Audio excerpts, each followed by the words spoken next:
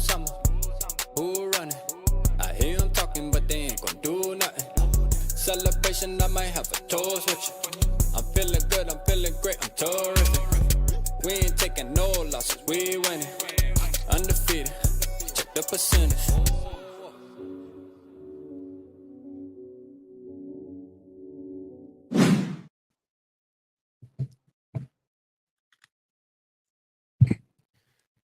Yo, what's good? Hold on, y'all. I gotta fix my camera real quick. Hold up.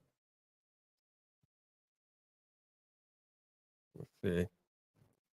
Hold on, give me 1 second, y'all.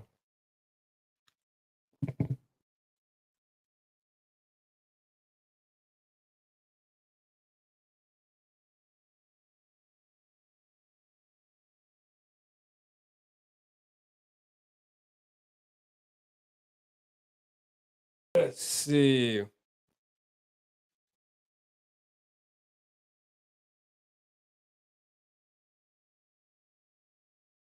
Yo, Ski. Hold on, y'all. Y'all see the shirt? Y'all like the shirt though, innit? That shirt go hard.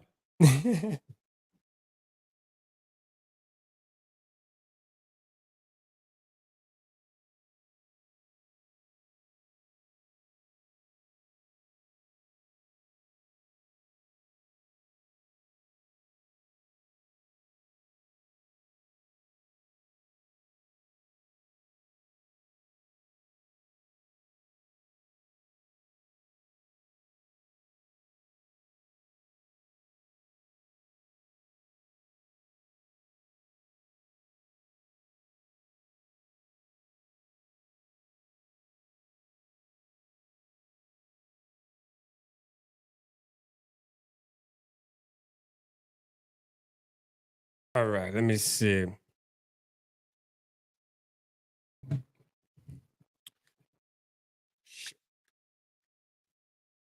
What is good, everybody, man? What is up, man? What's happening?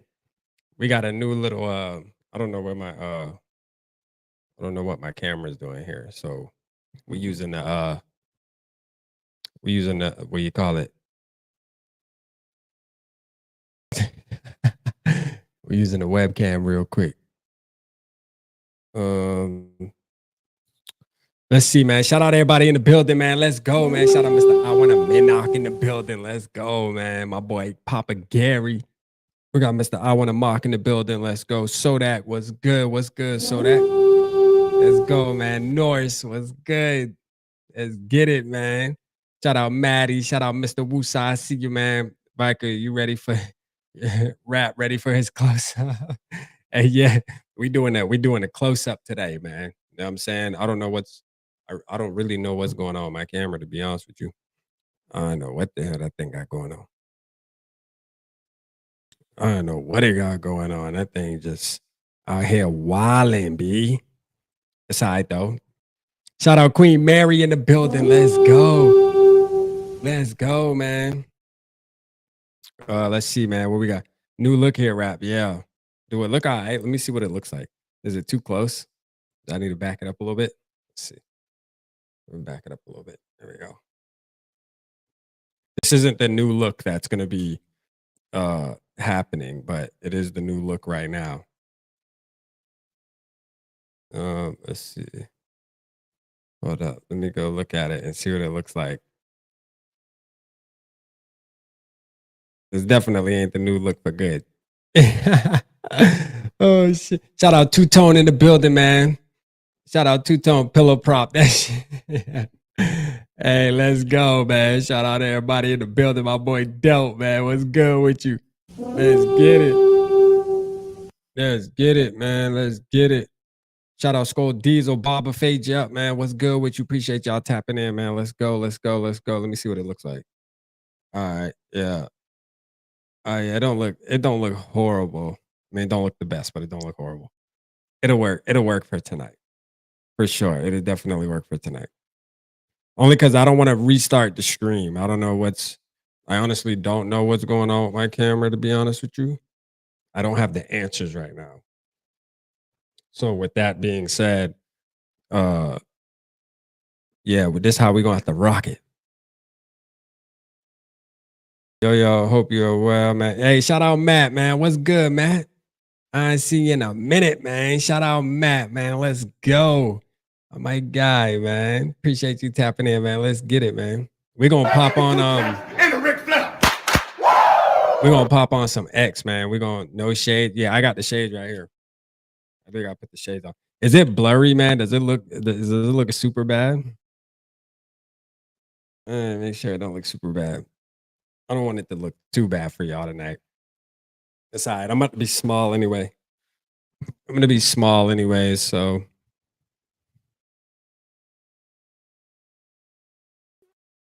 all right.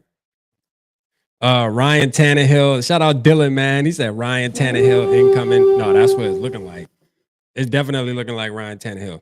Maybe I should go get my stool and prop this thing up a little bit. Hold on, y'all. Give me one more second, man. Hold it down real quick.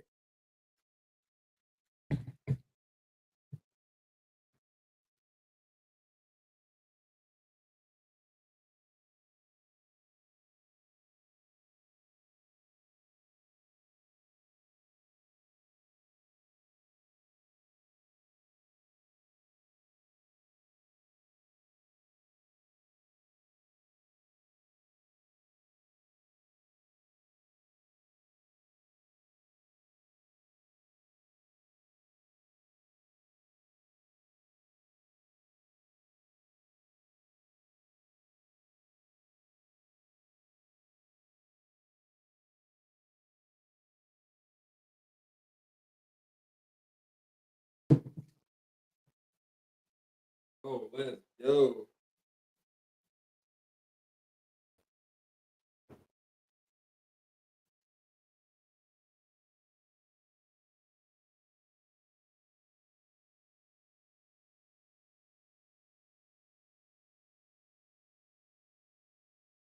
Let's go, ski.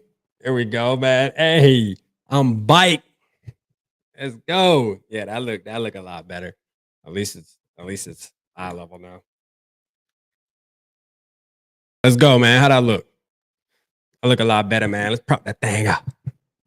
Shout out Del, man. Shout out Adam in the building, man. I see you, man. Appreciate you tapping in, man. Let's go. Let's go. My bad, y'all. My bad for the delay. Hey, this shit actually look kind of fire. I'm actually liking this though.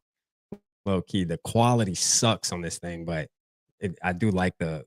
I might need to figure something out here. I kind of like this vision. I feel close to you guys right now. I feel super close to you guys right now. Dead out. I'm not tripping. I'm liking it, bro. I might have to give you like a webcam that I could just set up close, a better webcam. All right. All right, man. Enough is enough. Let's get to it, man. I'm gonna pull up let's see. Now look, man, let me see who's all in the building real quick. Let me see who's all in the building. Let's see. Because we got Papa Gary. We got Phage up in the building. T Bass, what's good? Why is everyone afraid of Aaron? O'Connell is such a great coach, and creating great culture shouldn't be a problem. We're gonna get to that. We're gonna get to that. So Norris in the building, Norris and Barber. So, and my Skol Broski, we do have a situation where Norris and Barber, I wanted to let you guys know, and Barber is aware of this, that you guys made the Final Four, man. You know what I mean? You guys made the Final Four. So we came to conclusion that you guys had the bye week. Okay. You guys had the bye week. And there's 4 teams. All right. Now, the problem is this: T Bell's not available. He's not available tonight to do the mocks. So at the end of the day, we decided to do it on Sunday. Now, with that being said, being that Mafia and Papa Gary are in the building, and Norris and Barber, if y'all want to do your guys' one tonight, I'm cool with that. And then we'll do the other 2 on Sunday, which is going to be Kinetic and Purple Papa versus T Bell and Sarah. So we can do that, but I'll leave that up to you. Norris, Mafia, Barber, y'all discuss that in the chat. Y'all discuss if y'all want to rock like that. If y'all want to rock like that, hey, we can rock like that. You feel me? Like, we can do that. All right. Couple rules, just so you know. We added a time shot clock. All right. 90 seconds. It's 90 seconds. All right. No more. You ain't gonna be able to sit there and take 30 minutes to make a pick. Hey, I'm telling you, 90 seconds, and then there's only 3 trades.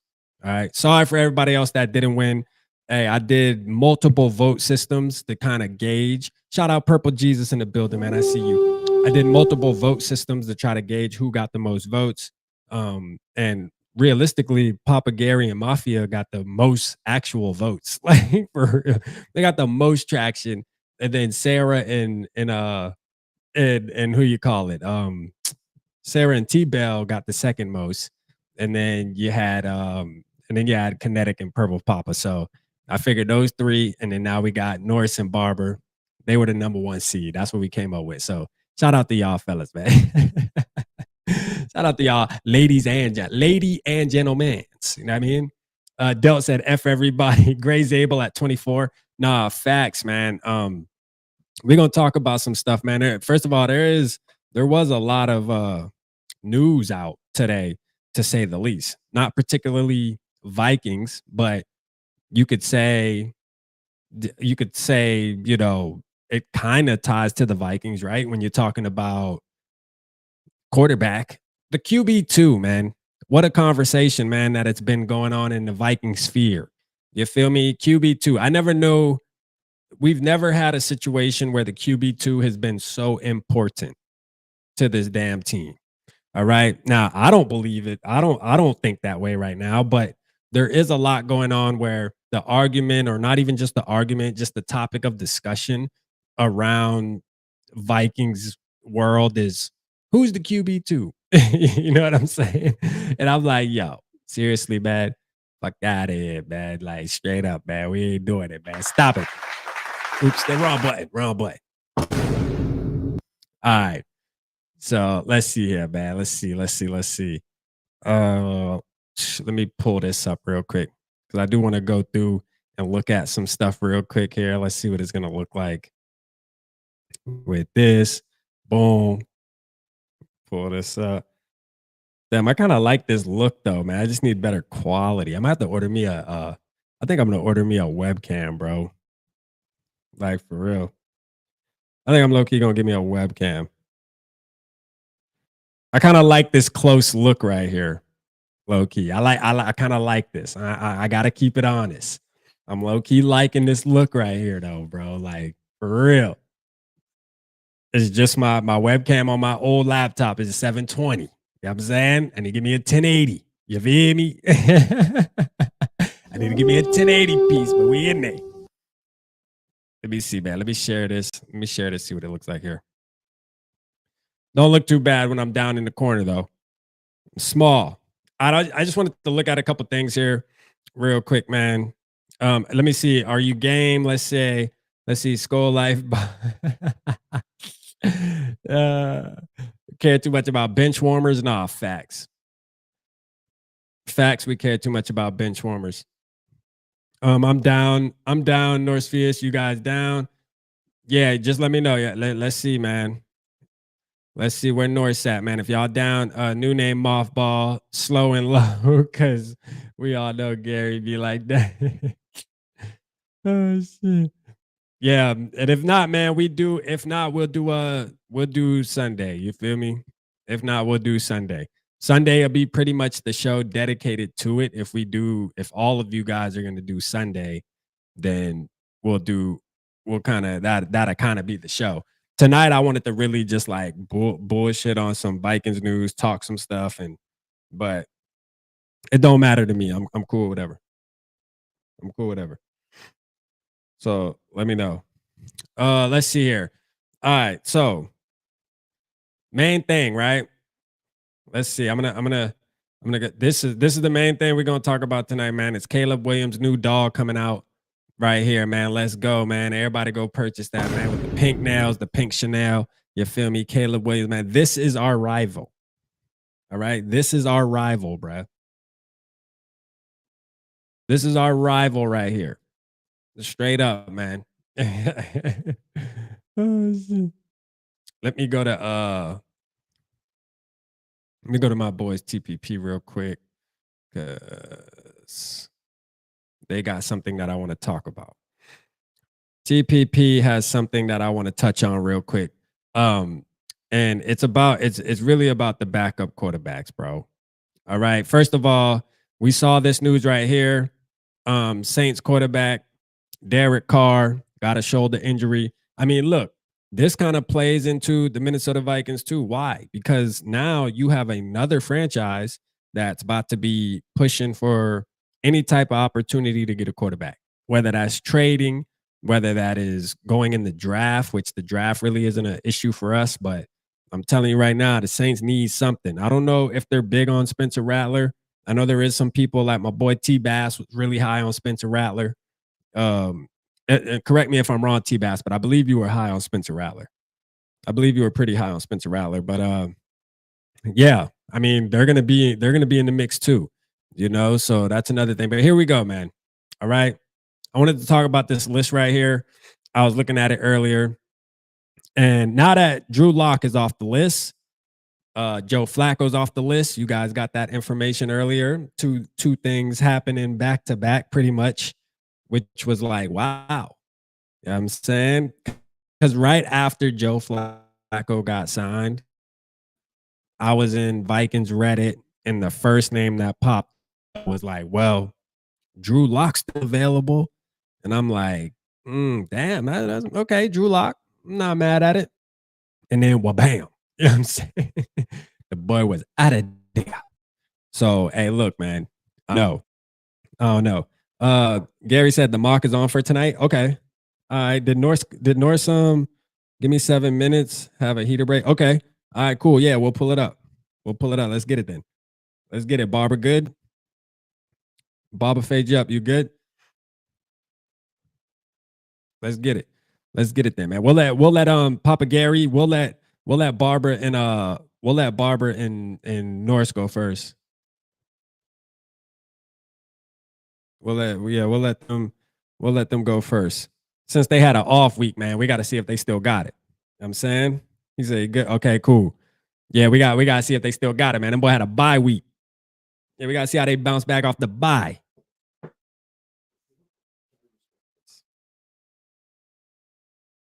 It barely reaches. All right. So the first name, man, Carson Wentz, man. Drop a 1 in the chat. 1 in the chat, man, if Carson Wentz is an option for you. 2 in the chat if he's not. I just want to see something, man. We about to gauge all these quarterbacks. 1 in the chat if Carson Wentz is an option. 2 if he's not. Shout out Eric from New Mexico, Florinda, and Raquel, man. Let's go. Give me 2 taps and a Ric Flair. Man, I can't wait for JJ. Shout out Mr. McFat. Me neither, man. I can't wait, bro. I'm so ready for JJ McCarthy era to just go ahead and start and get over with. 2. Del said 2 garbage. Shout out Mr. Howard Bach, man. He said it was written. Hey, listen, man. 2 Evil, man. Speaking of 2 Evil, man, I need to text 2 Evil, man. I gotta check on 2 Evil. I ain't seen him in the chat lingering around. He did reach out to me though, say about a week ago though. He taps in. But I do gotta tap in with. He must be busy. He said, anybody else believe Gary is retired? and Gary, Papa Gary, you got to hold it against Norse tonight, man, because he on your top tonight, man. He on you, man. Let's see, man. He said Two Tone said 22. God damn. All right, so we got kind of a split look here. I'm gonna tell you, man, I honestly think that it's almost the top 2 guys, Carson Wentz and Ryan Tannehill. I think those are the guys that are really most likely, if I gotta say. I don't think teams are gonna be. Now, I will say, looking at the Saints news, Carson Wentz could be a guy that can go to New Orleans too. I mean, believe it or not, he's going to get some looks based off of him sitting behind and being on the Chiefs, kind of like how a Daniel Jones was sitting behind a Kevin O'Connell. Some teams are going to put a little bit of value into that. They're going to say, what did he learn? Did he elevate being able to practice with Patrick Mahomes and practice with Andy Reid and learn things? Like, is there any kind of added value there, even though he might not be a starter at this point in his career and can take a team to the playoffs and win a Super Bowl. But is he good enough? Did he learn some things? Did he kind of mature a little bit? Whatever the case may be, I think teams are willing to take a chance on that, especially because he's only going to be worth $4 million at the most. So I mean, why not? He could be a guy that we look at. I can see that Ryan Tannehill is the guy that I think I want for the most part. But then there's another name on this list, and we gonna get to it, man. So Ryan Tannehill, man, 1 in the chat if you want him, 2 in the chat if it's a no. 1 in the chat, man. You heard Eric from New Mexico, man. Hit the like button, man. Everybody hit the like button, man. Where we at? We at 20 likes, man. Let's get to 30. We got 20 likes. Let's get to 30, man. Hit the like button. Purple Jesus said two. So 2 for Ryan Tannehill. No Ryan Tannehill. Mark is smoking, so he missed me trash talking. Norris was an MP in the military, but tonight MP stands for mocking pussy. Let's go, man. Shout out Brian Force, man. Teddy. Hey, we gonna get to that. Kirk with the question mark. Ooh, we gonna get to that too. 2, he sucks. Hey, for real. Ryan Tannehill, man. I mean, look, I'm not saying that he's bad, but what I will say is I had the conversation with somebody earlier where I was like, he played like in his prime when he was showing good, he was showing good traits. He played similar to what a JJ McCarthy would play. So that's why I was intrigued about it. And this is the thing, man. We're talking about the QB2. That's another thing too, is like trying to come to grips that we're talking about the guy that is going to be sitting on the bench. You feel me? Like, at least that's what we're hoping. We're hoping that this guy doesn't even touch the field. So it's just, I don't know, man. I don't know.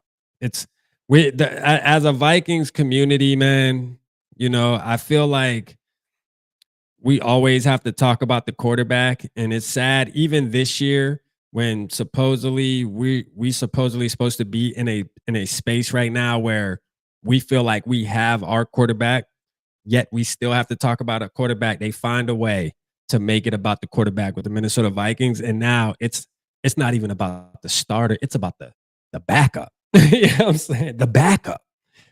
Like the backup, bruh. Think about that. You know what I'm saying?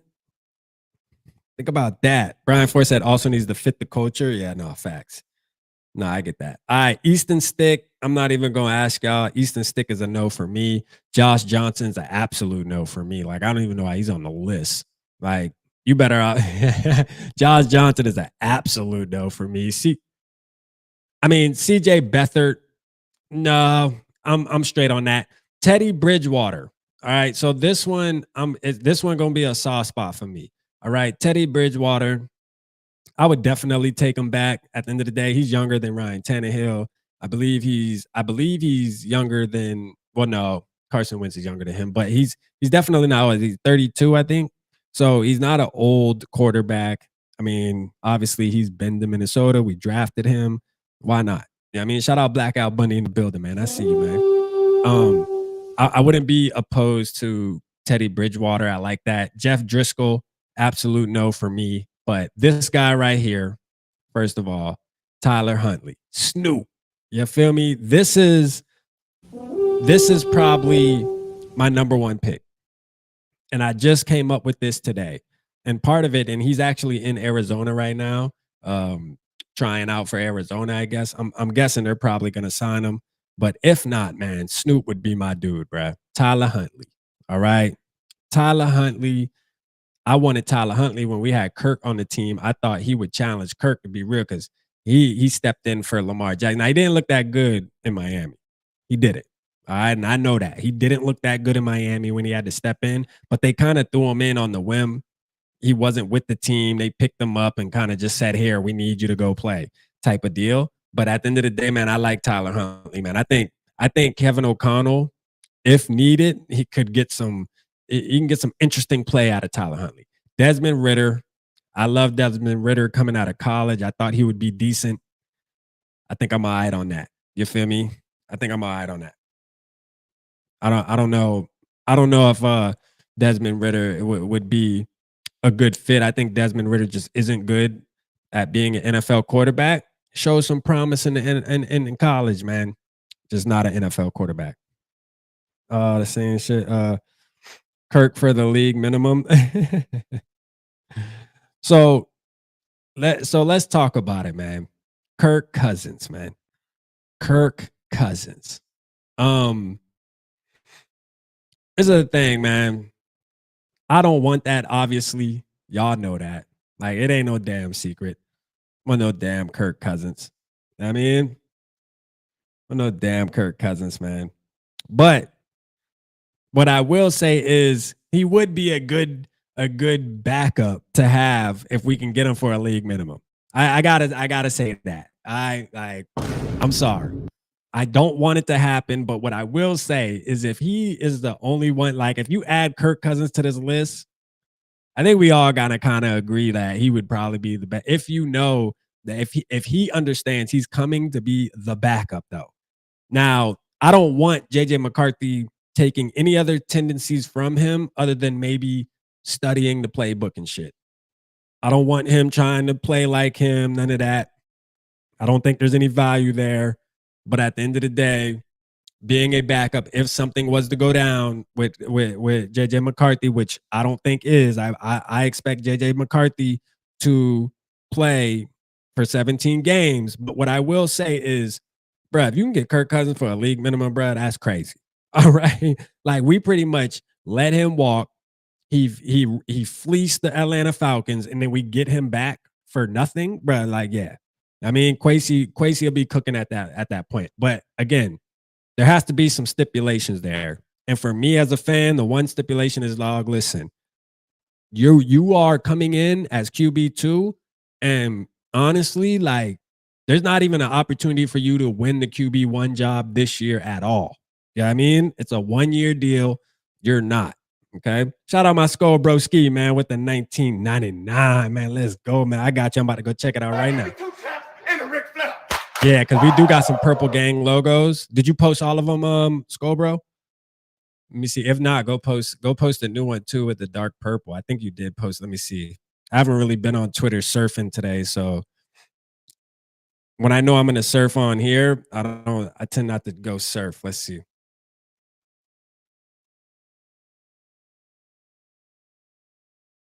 Hey, look at that picture, man. That picture is amazing.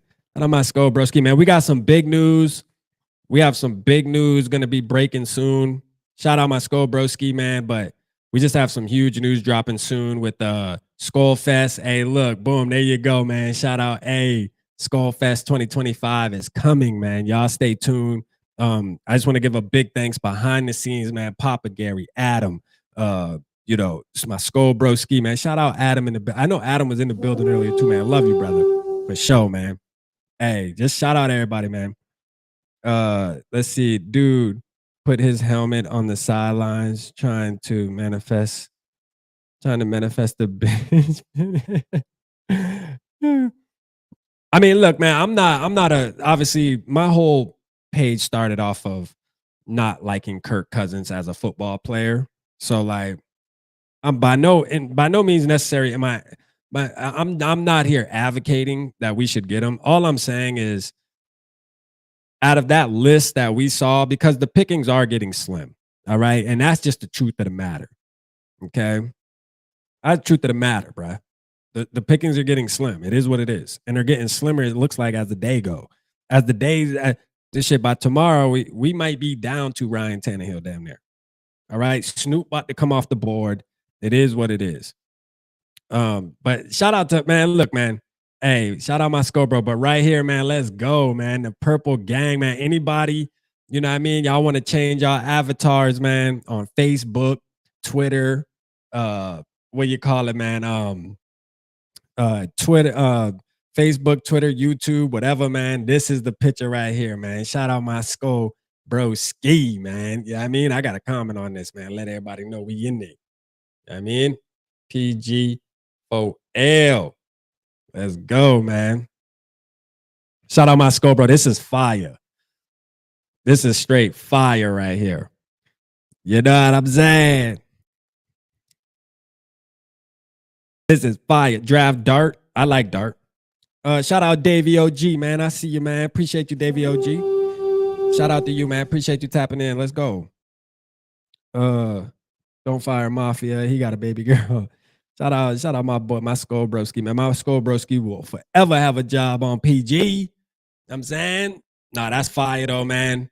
My Skol Broski been working hard, man. Hey, JJ, let's go. We ready. We're ready for all the BS, man. Know what I'm saying? JJ McCarthy in college and in high school. Yeah. Yeah. Let's go, man. Um, shout out my Skol Broski though, man. That purple gang picture go hard, bro. We need to put that on a hoodie. Oh yeah, my Skol Broski got hoodies too now, man. Purple gang hoodies.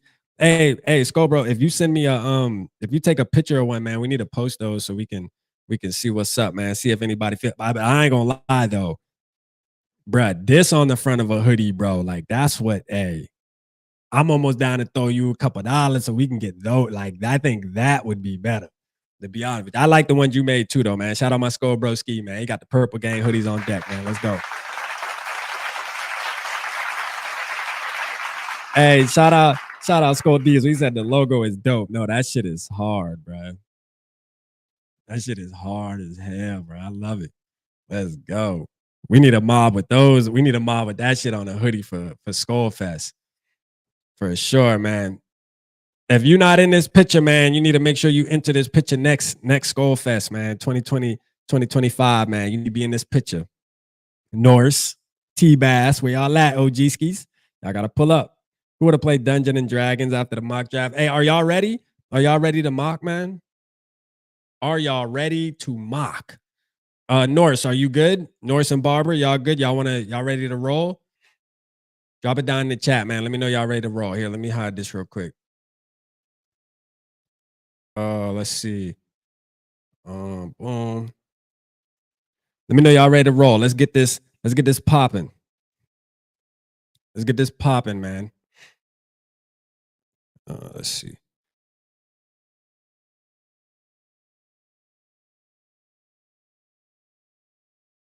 Boom. It looks so weird. It's so weird looking at myself now on with the camera angle like this. It just looks crazy. Damn, that shit do not look good. Well, it don't look good quality wise, but it looks good as far as where it's at. Let's see, man. Gary, it's mine, and I can't wash it as I want. Okay. Let's see. Man, shout out. Let me see how to say that. Carpenzano, man. Shout out to you being active in the chat. I see you. Shout out to you, man. You get a Ric Flair there for that, man. Let's go. Give me 2 claps and a Ric Flair. All right, so Barbara, good. Norse, you good? We waiting on you, Norse. You good?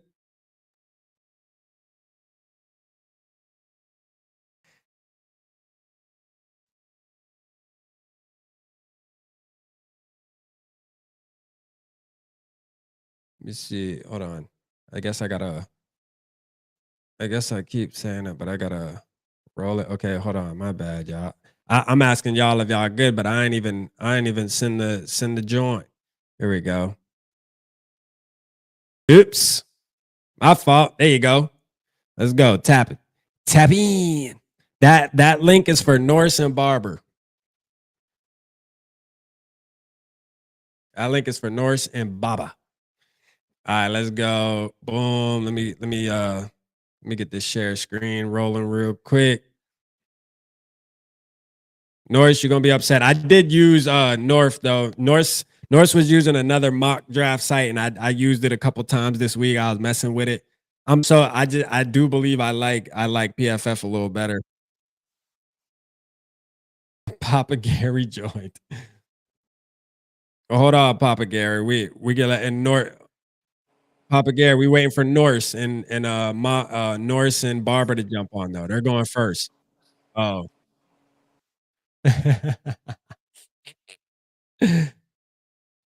You think he's waiting for Norse to hop on so he can get him.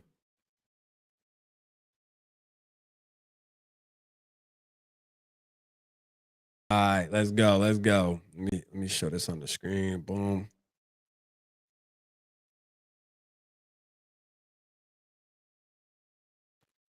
Yeah.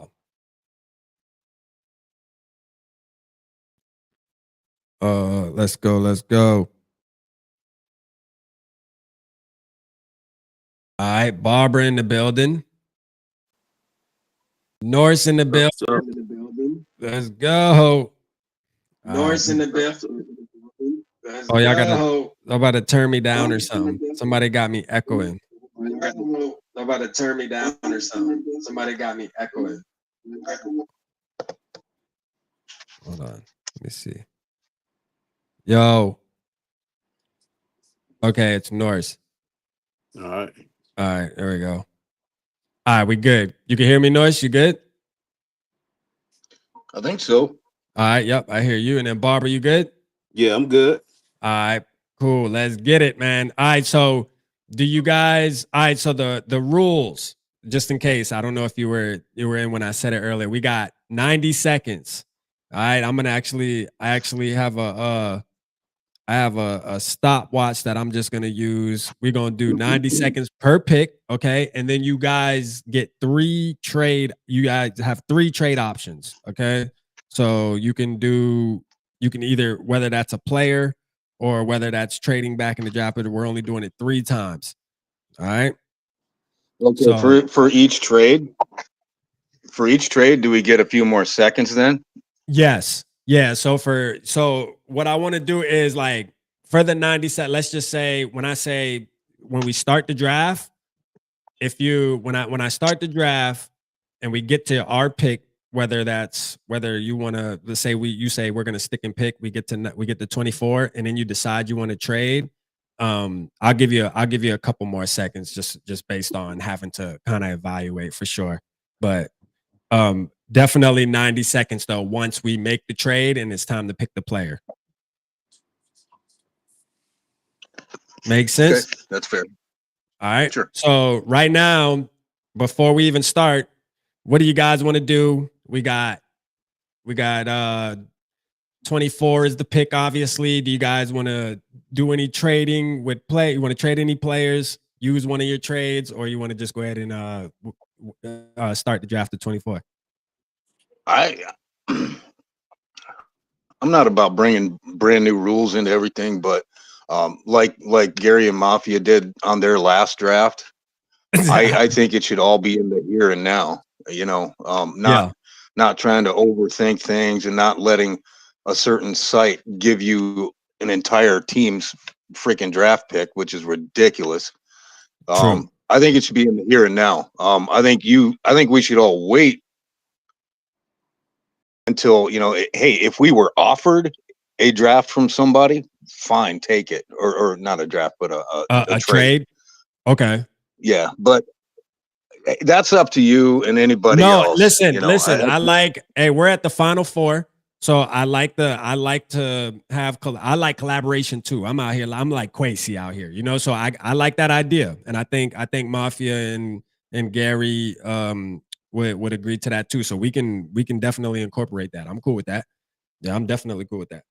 Just so it don't, like you said, so it doesn't get too unrealistic. I kind of want to keep, especially being this is the championship round here, man. We need to make it make it good for sure. Gary said he's with you, so we good.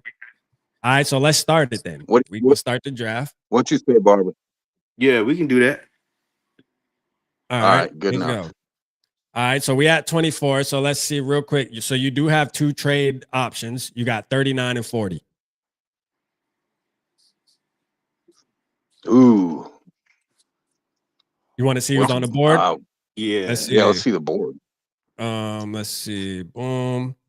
All right, so top player Malachi Starks. And there you go. I'll scroll down a little bit for you. There's a bunch of people on the board, actually. God damn. Oh, Colston, Gray's Abel. Yeah, Colston, Loveland, Gray's Abel. Dang. Barber, what you think, man? I mean, I'd love to see some Gray's Abel, but I think there's other talent there too. I mean, we only got 4 draft picks. Yeah. Let's go. Ooh. They're hot, man. Unless you want to just go for Zabel or who Loveland, whatever. But and then we can maybe try to trade I'm later. sure you'll get but another. the Yeah, I'm trade, sure you'll get another Yeah. trade-off option. Well, the trade, we can grab Zabel while he there. Zabel. Yeah. What you think, North? sure. Let's do All it. right. Great Zabel it is. You are a Minnesota Viking. Let's go. That's actually a really good pick. I think I did a poll earlier, and I think he's in the lead for who we should go with 24. Majority pick Zabel. All right, so let's see here. We at pick 97. Let's see. Do I got this shit going fast? Yeah. I'm about to say, well, it seems like it's going slower tonight or something. All right, so 97. Let's see what trade you guys got real quick. You guys have, so you can trade back to 104 with the Browns, 108 with the Raiders, or 149 with the Cowboys. I don't want to go that far back. What's the first two that they're offering? So the first two, let's see. Oops, hold on. Hold on, real quick. Browns. They don't. So the Browns are 104. So I'm sure if we do 104, you can anytime there's a trade, I think we can get at least two. I think that's realistic because if they're trading for them to move up, you should be able to get one of their later picks. So they have 104. You'll probably be able to get like their 104 and maybe their 216 or maybe their 200. Okay, they got more. Okay, cool. Yeah. Let's try the 104 and the 192. Okay. All right. Yep. They fought. That it looks likely.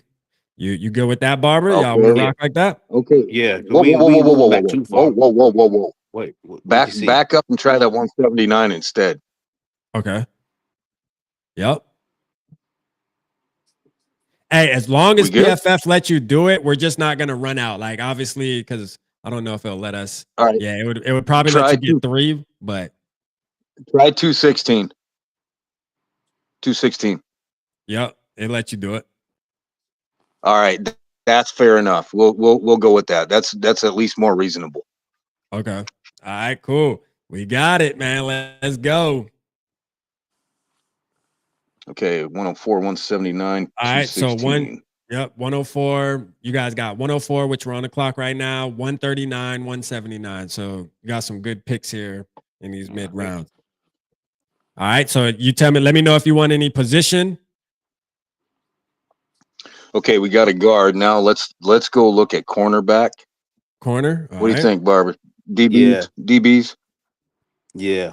So strong. You want me to add safety in there too, or just a corner in particular? Absolutely. Yeah. Safety and corner for sure. All right. Boom. So we got Dorian Strong's the number 1 player, and then here's your list. I'm not crazy about either of those first 3. Whoa, there's a guy that's great. He's Billy. Billy? Let me see. No, he's okay. I'm not a big fan of Billy Bowman. Jonas Sanker is a bad motor scooter. Hold on. Yeah, I got him on my list. Oh, Jonas. Okay, Jonas Sanker. Yeah, Jonas Sanker. Hey, he's from your neck of the woods, huh, Barbara? Yeah. Yep, I got him on. He one of the guys on my list. All right. Okay, before we hit that, let's look at defensive tackles before we hit that. All right, defensive tackles. All right, let's see. Hold on. Let me get rid of these real quick. Boom. Sometimes I hate when you got too many positions because then it just turns into it just looks like the damn big board. All right, so I'm trying to be low. There we go. All right, defensive tackles. There you are. Oh, okay. Let's go back to the safety. Let's go get Jonas. All right, Barber. Yep, pick him up. I got him on my list. All right, Jonas. Let's go. Jonas, you are a Minnesota. That's a new one too. I don't think anybody has mocked him. This Shout out dude Pop is in the a building. heat-seeking missile.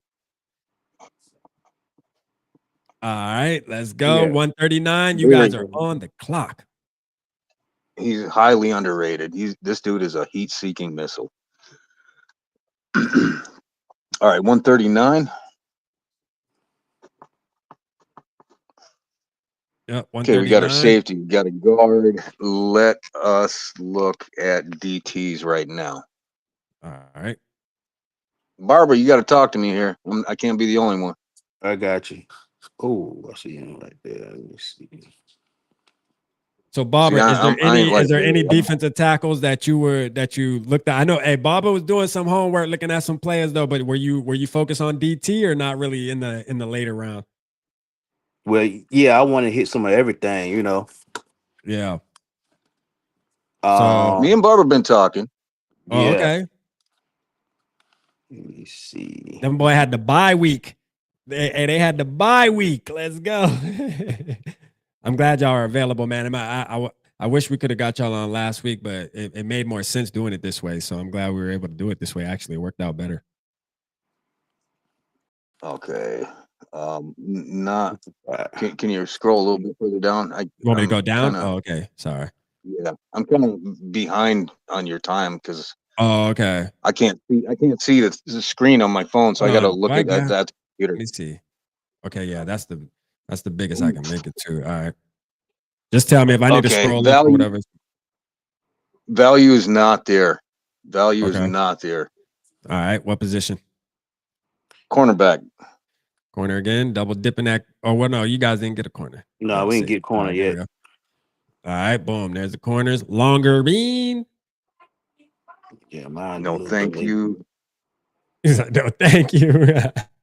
And you know what? A lot of these players, and this goes throughout all the sites too. I mean, a lot of these guys are so underrated. Yeah. Go back up, Wally. Barbara. Keep going. Do you see Justin Wally up there? Let's see. No. Wally. You got go right there, right there. Oh, where? Quincy, Quincy. Oh, you're talking about Quincy from Louisville? Louisville. Quincy Yeah. Riley? Yeah. He would Yep. probably. Y'all Dude pull is the a trigger on that? excellent. Yeah, let's do it. Yeah, All okay. right. Perfect. Quincy Riley, you are Minnesota Viking. Actually, don't we got a 30-30 with him or something? Or did I see him? I know he's 30-30 in with somebody. Let's see. I didn't see his name on there, but I've been working all day, so I didn't see anything. All right. We have Okay. Notice what you feel about running back, or you want to do that at the later round. What's our next pick? Where are we at? y'all are at 179, is it? 179 right now. Yep. 179. We got 187 and 216. Monangai, no. Taj Brooks, too small. Raheem Sanders, kind of small too. Ollie Gordon. That's our boy, North. And Allen's there too. 237. What about the I can't think his name. Is it Smith? He was a wide receiver, and then they turned him into the running back. Brashard Smith, SMU. Bouchard. Yeah. Yeah. SMU, he's gone. Oh, okay. Somebody done snatched him. I know we do have a meeting with him. If not, we already met with him for sure in real life. Yeah, he is one. He is one of the top 30. Okay.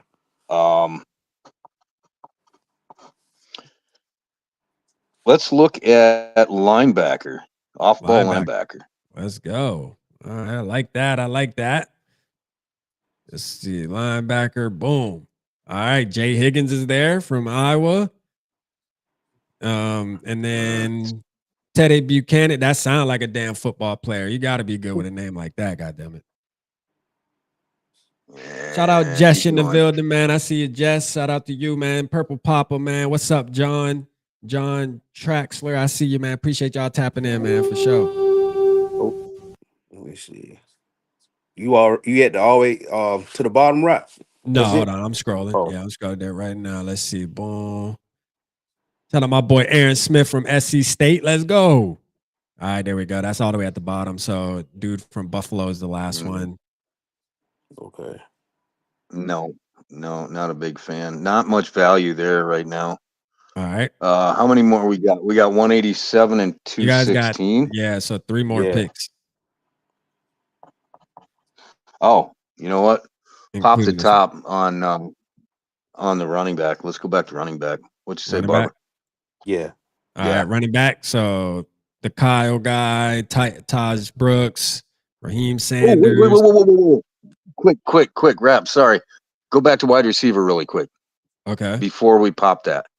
Wide receiver. Hold on. Let me get these out of here real quick. Boom. All right. Felton, Mumpfield, Jalen Lane, Samuel Brown from Miami, Dante Thornton Jr., Tennessee, Andrew Armstrong, Arkansas, Lambert Smith from Auburn, Elijah Badger, Florida. I don't even know these guys at the bottom. Jimmy Horns there from Colorado. There's your boy, Chim Dike. Shout out Purple and Gold Bars, man. What's good, man? I see you in a minute, man. Appreciate you tapping in tonight, man. For sure. Barbara, let's revisit wide receiver next pick. Let's Okay. go with the running back, like you said. Running back. All right. So Yeah. let's see which run here. Let me get wide receivers off of there again because they. All right, boom. There's the running backs. Let's just go with Ollie. If Ollie's there, let's go. Let's grab him. What you say? Ollie, let's go. There. Yeah, he there. I actually got a video I'm gonna release on him this week here. Shout out Ollie, man. Let's go. I like it. You are a Minnesota Viking. Y'all picks look good, man. Real quick, there's just a little intermission here. We got Gray Zabel with the first pick, Jonas Sanker with the second pick, Quincy Riley, and then Ollie Gordon. All right, we at pick 187, fellas. What we want to do? All right, let's go back to we got 216. Got two more. You got two more picks here. You got two left. Give me throw an idea out there, Barber. I can't be the only one talking. How about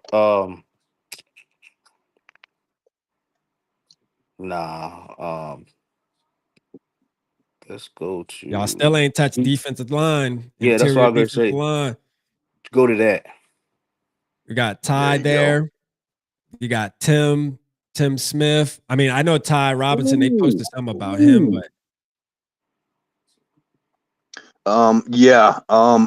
he's all heart and hustle.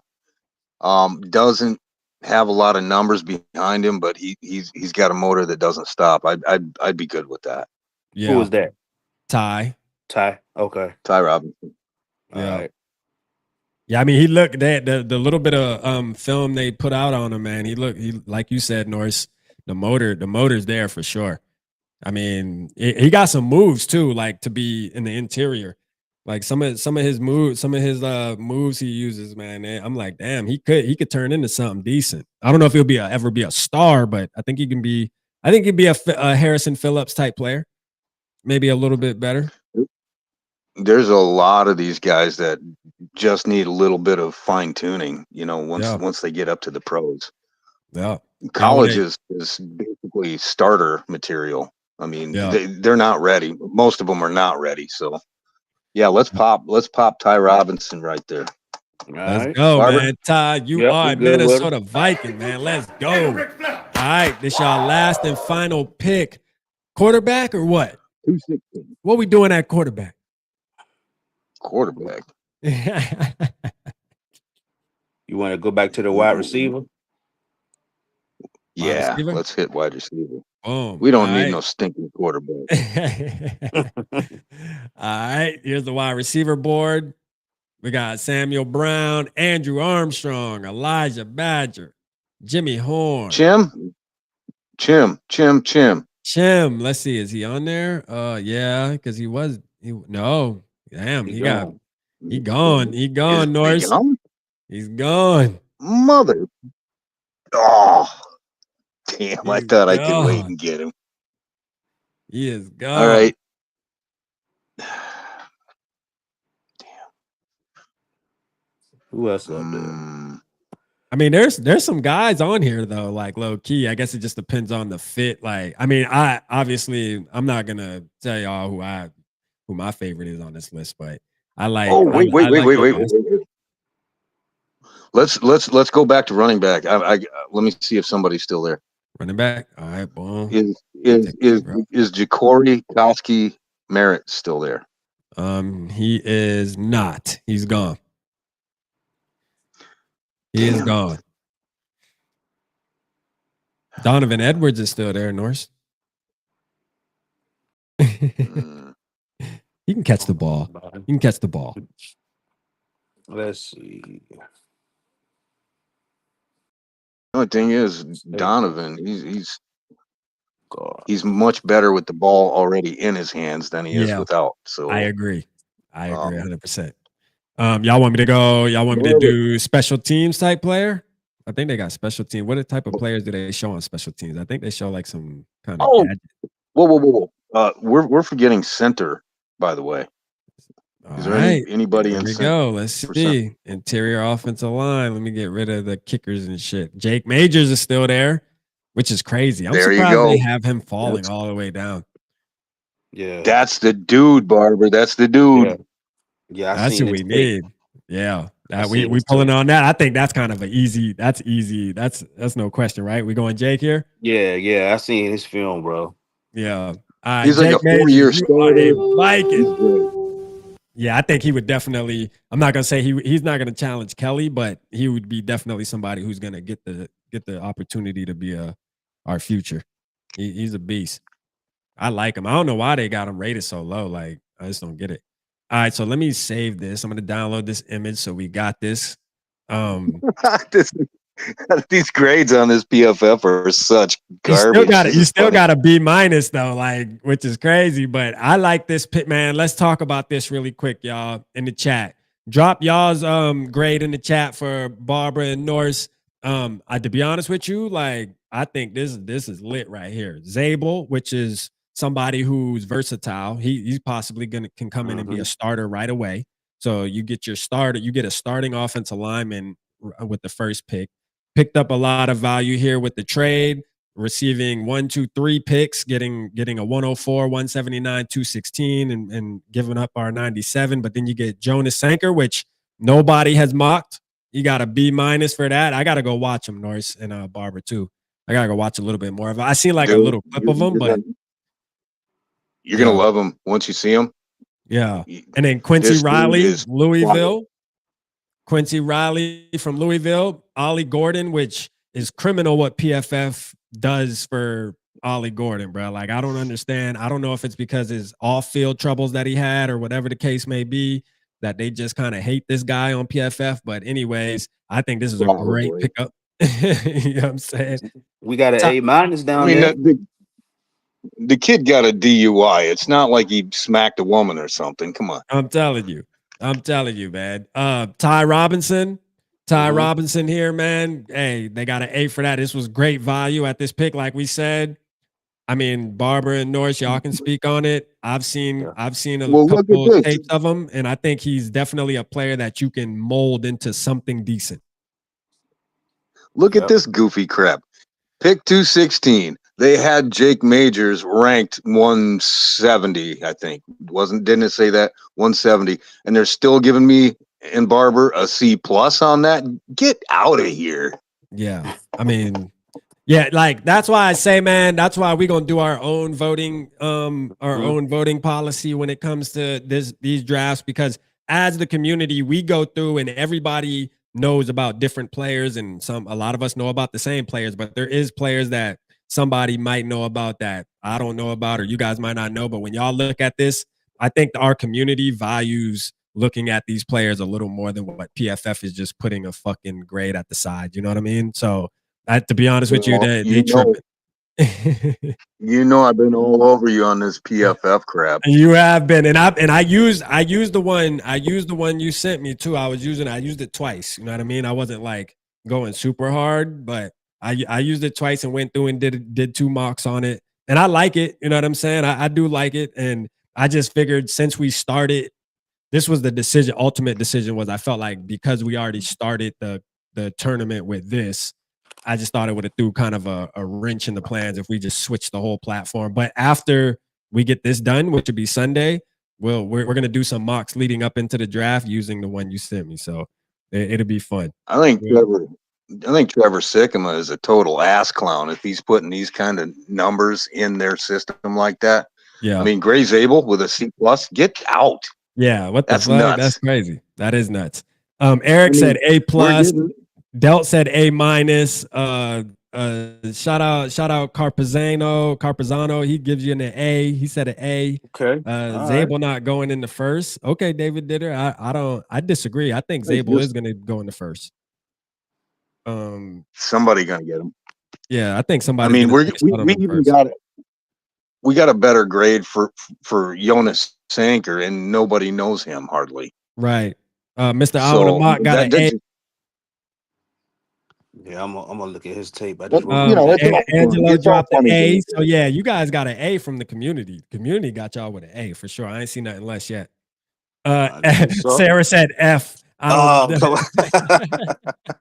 This is an F because I don't pick against me. Sarah, we look forward to you on Sunday. You and Bell going against Papa and Kinetic. We're letting Mafia and Gary and then obviously Norse and Barber here go tonight. So it's going to be 2 tonight, and then we'll do 2 Sunday, and then we'll finish it off with the championship at some point throughout the week leading into the draft for sure. I'm excited about, well, the draft's in 2 weeks, right? 24th. So we got one more week. Yeah.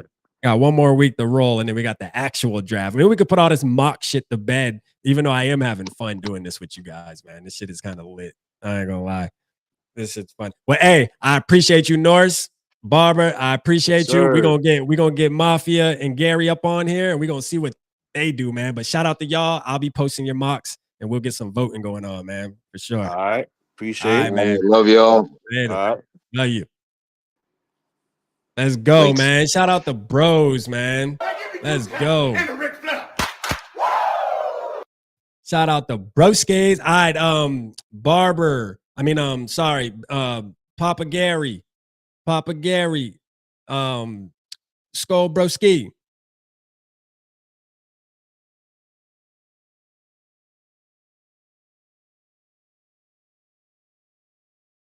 Let me restart this. Oh. All right. Oh. Papa Gary, let's go.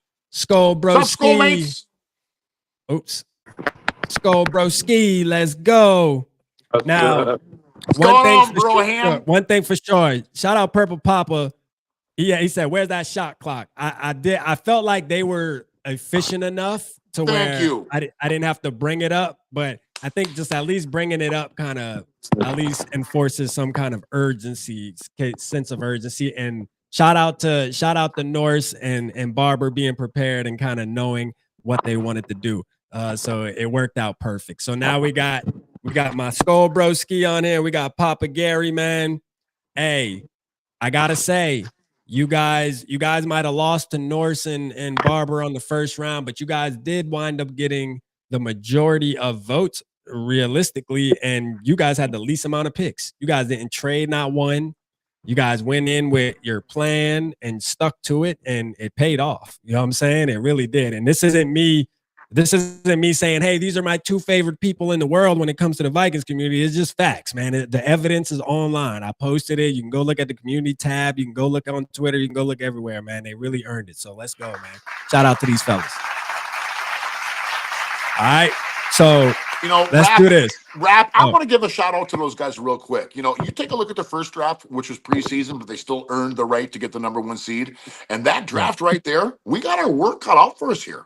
Yeah, I ain't gonna lie. Skol, bro, we got our work cut out for us, man. Yeah, we definitely do, man. Let's go. I say y'all definitely do. So we gonna do this, man. We gonna enter this draft here, and y'all let me know, man. The floor is y'all's, man. Tell me what to do. All right, so there's trades, so we can go to 35. So you want me to? We're gonna just start the draft and go to 24 because we know the big board. Okay, hey, Mafia, you want to see the big board first? We'll go to 20. Hold on, real quick, because if I got to restart, did y'all were thinking about possibly trading up? No. Okay, all right. So we're at 24. You guys got 5 trade offers here. We'll look at the big board real quick. All right, so boom, here's the big board. Damn, Abuka's still there. Ooh, he wasn't. Like it? I've never seen it, dude. Now I made a promise to Mafia though, so I'm just gonna shut up here, brother. Oh, dude, we're definitely trading down. What are our offers here, Rob? Do you agree, Mafia? Yeah, there was one person I did love up there at the top. Oh, hold on. Walter Nolan, but let's check out these trades. Okay, Walter Nolan is there. All right, so the trade you guys have. So you can go to 26 with the Rams, 28 with the Lions. You guys actually have some really good trades that you can drop back just a couple picks. New We England should. 38. Dude, we're trading back twice here. 54. Let's see if let's trade back right here. Let's see if we could get 26 and 90 for 24. Okay. Love it. So 26, Love it. 90, 24. All right. Let's offer that. Nope. One more time. No, just say hit trade up, hit offer trade again. You can do it 3 times. There it is. Okay. All right. Hey. Teaching you a little something, broski. Hey. We got it. Let's resume. Let's get it, man. All right. So pick 26, where we want to go. Oh, man. Check out drafts. I'll check out trades quick. We're going to look at the big board. I want to see trades again, dude. Don't be 43. Not that one. 54. Nah, hell no. We ain't No. trading back. Dude, let's pick. Dude, man, there is a stud of a player sitting right there, man. Walter Nolan. Pop it. He's a Pop hell it? of a. Well, go down a little bit, though. Let's just do, okay, 90 seconds, but we did make a trade. I'm fine with that pick, bro. Do it. Pop it. Yeah, Walter Nolan. Let's Yeah. go. All right. Let's go. That's actually a really good pick for the first one. They starting out strong. I ain't gonna lie. Walter Nolan out here. He's usually not available either, especially at that level. Let's see, man. So next pick is 90. We got boom. There's the big board real quick. You do have a trade offer, and it is with the Packers, 124. Gary, I don't want to go on a limb here, but man, Tate Ratledge is still chilling right there, bro. That's a little early, don't you think? No, we're at 90. He's ranked 60. Yeah. We're at 90. Pop that thing, dude. I picked the last one. You do this one. I say, pull the plug on Ratledge. Let's Do pull it it. on Rallies. Let's go, man. Hey. We're Let's keeping up get with it, Purple man. Papa's time frame. All right, Let's Gary. go. All right. Gary, your turn. All right, trade offers. Trade. All right. You do have 2 trade offers. You have So we're at- 128 and 149. You're at 97 right now, though. So that's a ways back. I'm not liking it. Nope. Nah. Nope. All right. So Ain't doing Buka, There Makuba it is is. Take it. Take him. Makuba. Akuna Matata. You with that too, Mafia? Y'all agree with that? Yeah, it's Gary's turn. Go ahead. Okay, let's go, man. Let's get it. All right. Makuba, you are a Minnesota Viking, man. All right, we on the clock. You want to look at the trade offers real quick? You got 176 and 218. From That's moving way back. Yeah, That's it's too moving far. it's moving y'all back far. all right. Mafia, you want to look at a CB here? That's what I was thinking. CB and running back at this point. Yeah. All right, so there's the corners we have here. I'll put running back on there too. Let's see, we can mix them. All right, so Brashad Smith is still there. I'm just gonna call. What's names our that I pick? know. What pick are we on? You are on 139. Okay. All right, so Man, let's corner. I wonder if that corner from LSU is still available. see. Zai, what's the name? Zai, is it Zai Alexander? Let's You would have see. seen him by now. He's way gone. Yeah, he's way gone. I was gonna say, if you're having to scroll down that far for this, I ain't doing it. Yeah. Yeah, he's gone. All right, can you go to big board for us, please, quick, bud? Yep. Let's see. Let's just take a look at BPA here. All right, bro. You know what I mean? All right. Yeah. So BPA is Kyle Williams. I'll tell you right now, dude. We're crazy not to pick up Williams at this level. We're crazy not to. Let's do it. Let's do it. Kyle Williams, wide Crazy receiver. not to. Let's go, man. Kyle Williams, you are a Minnesota Viking. I actually like that pick too. He's a different breed. He's big body too. Dude, he's a big body. Yeah. He's big body. All right. So All right, hey, what do we pick have for players? 187. What do we have for players so far, bro? So here's your players, man. Real quick, Oh, hang intermission, on. everybody. Hang on, Oh. let me look over a little bit. Oh shit. Real you quick just intermission, okay. man. We got for pick 1, we got Walter Nolan. Then Perfect. they went Tate Ratledge, which is a really good pick at that spot right there. Line. Andrew Lakuba, and then Kyle Williams at wide I'm receiver. liking. Man. Let's I'm go. liking this, bro. Go ahead. Nah, this shit looking nice. It looking nice. All right, so this is the big board, I think. Yeah, so we're at the big board here. You do have a trade offer, believe it or not, 199 with the Chargers.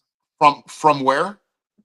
So 187. I mean, let's see. So you could actually pick up an extra pick, honestly, here, but that's up to y'all. Leave that to y'all. Okay. Where are we pick? I can't see it. All right. So where are we so you guys are at 187 right now, so you'll lose 12. Oh, what are they offering? Oh, let's fleece. Oh, well, go to the big board, and then what do you think, Moff? Yeah. If we can pick up some here, because dude, we still need running back. I could still use another corner. Yeah, this is the big board. I'm seeing some things I like there, dude. Are you okay going moving back 12? Let's see if we can fleece him here. We're at the end here. Yeah. All right. Boom. Let's see. So 199. We give them 187. And their last three. I'm telling you, we're gonna get them. It ain't gonna do the last three. Okay, take off the give two. You, it looks like they'll give you the 214. Well, try the 209 two for me once. Or the 204. I can't see. 209. Nope. Ain't doing it. Yeah. Yep. That's fair. Take it. Try it. Yep. There we go. So you guys picked up an extra player, so that's actually a good move at this point in the draft, I believe. All right. And you guys got another trade offer. The Giants. All right. So here we go. Big board. Y'all want me what position? Yeah, this is the big board right here. Okay, safety. Oh, there's Ty again. I know that Norris picked him. Yep. Okay, we have to look at H-back here, don't we? At least look. Yeah. But I'll tell you, I like Ty at this. That's great value. So running back.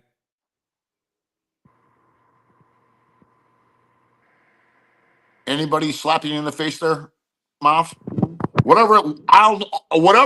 There's no way I'm taking Ollie Gordon because he always gets a D+. No. Sorry, Rap.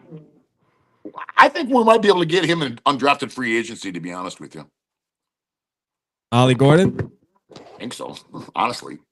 Running back's just not really catching my No, eye. don't pick it. No, I'm saying I do not want him. He never scores good. And I am not a great big fan of him, to be honest with you. Okay. Moff, what do you want to look at here? I mean, there's nothing really catching my eye with the running backs there. Nope. Not at this stage. I agree.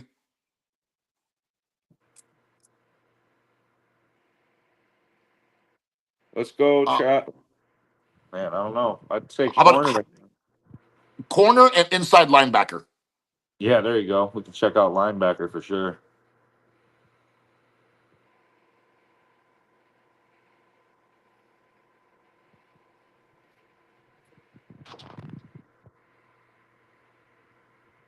Okay, we have to worry about our 90 seconds here.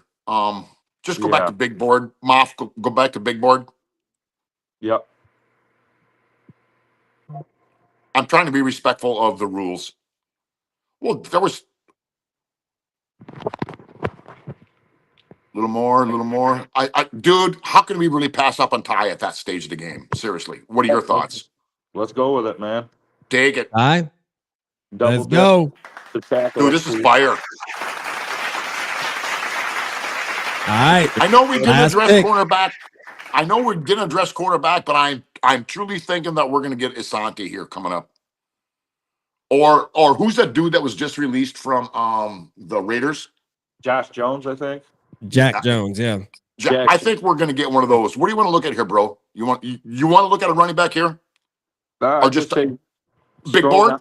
But let's go with best player available, I guess. I love it. I'll take it, bro. Well, yeah, that best player is a safety. You guys already went safety, so yeah, true. We already went wide receiver. Dang. You want to do? I mean, the best corner. You didn't go corner, so you can always just add a corner. Let's see how big they are. I don't really know anything. Okay, I don't know Marshall.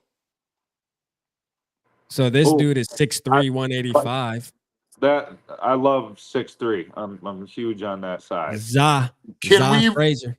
can we read what they wrote about him, please? I don't want any They didn't injury have history. anything. Yeah, they didn't have anything about him. I guess because his He's so far back.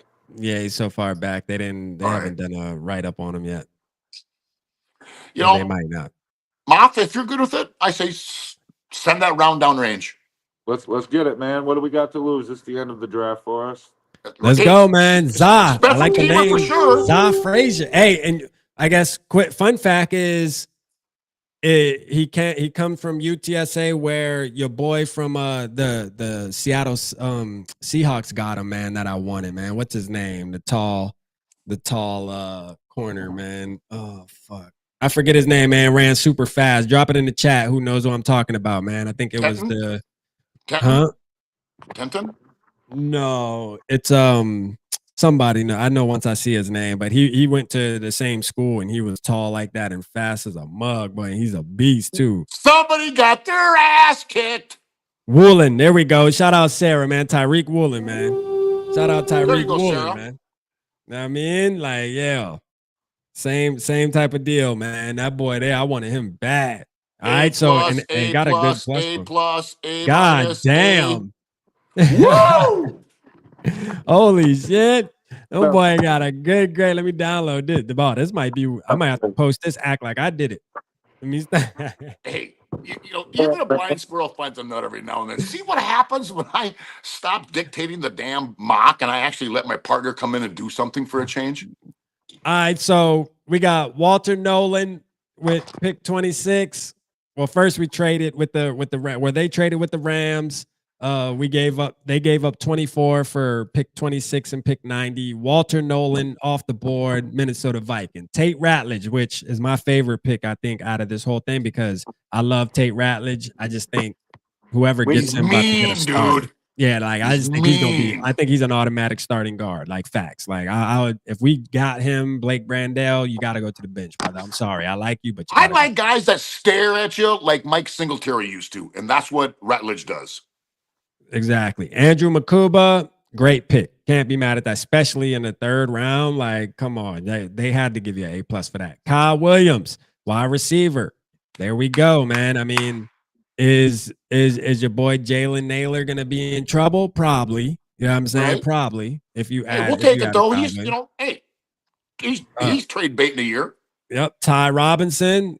We had this talk with Norris and Barber. Great pick, and then Za Frazier, man, a new player that nobody's really mocked that I know of. I haven't seen any Vikings mocks with this. Top 11% of look at this. About Frazier. Top 11% of Vikings drafts. Top 11, man. Shout out to the fellas, man. Not that we're leaning on the grade from PFF, but I gotta say, top 11%, man. That's kind of good.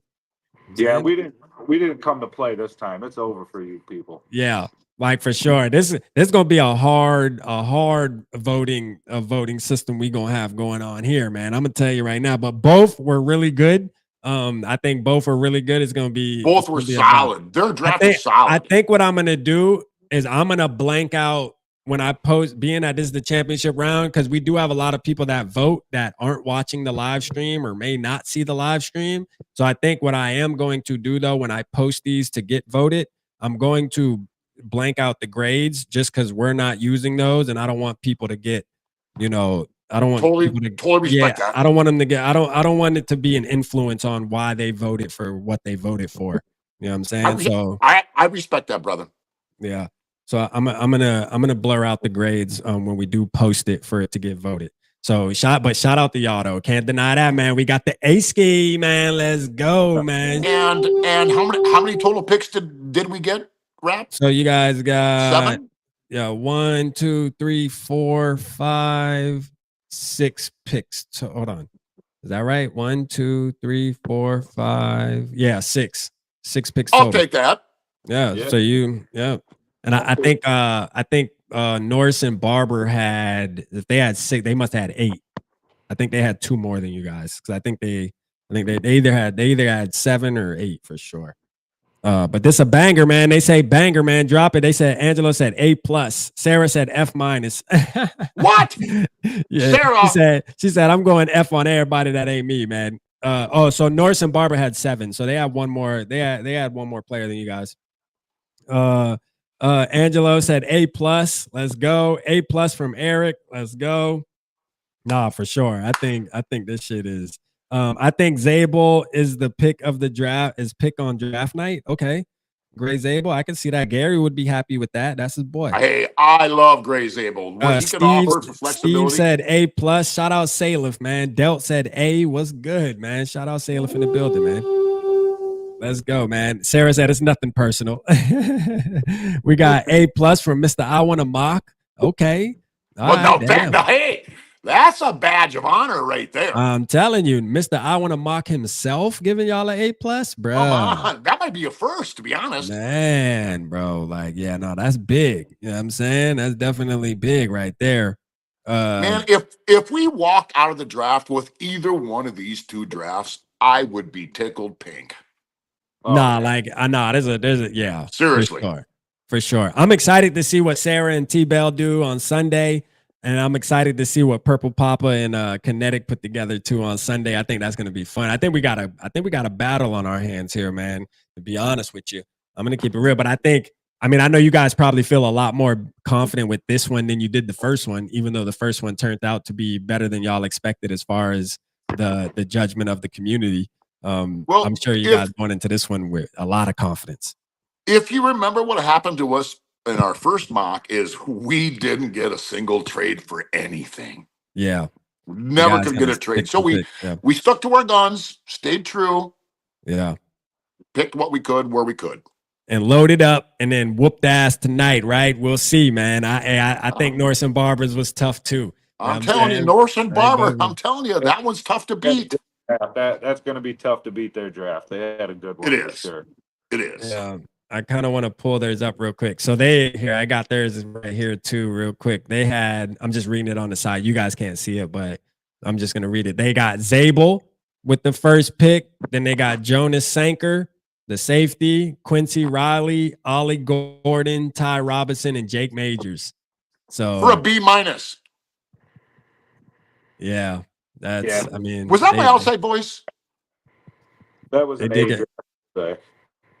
I actually give that a B+ to an A- draft at the kid, to be honest with you.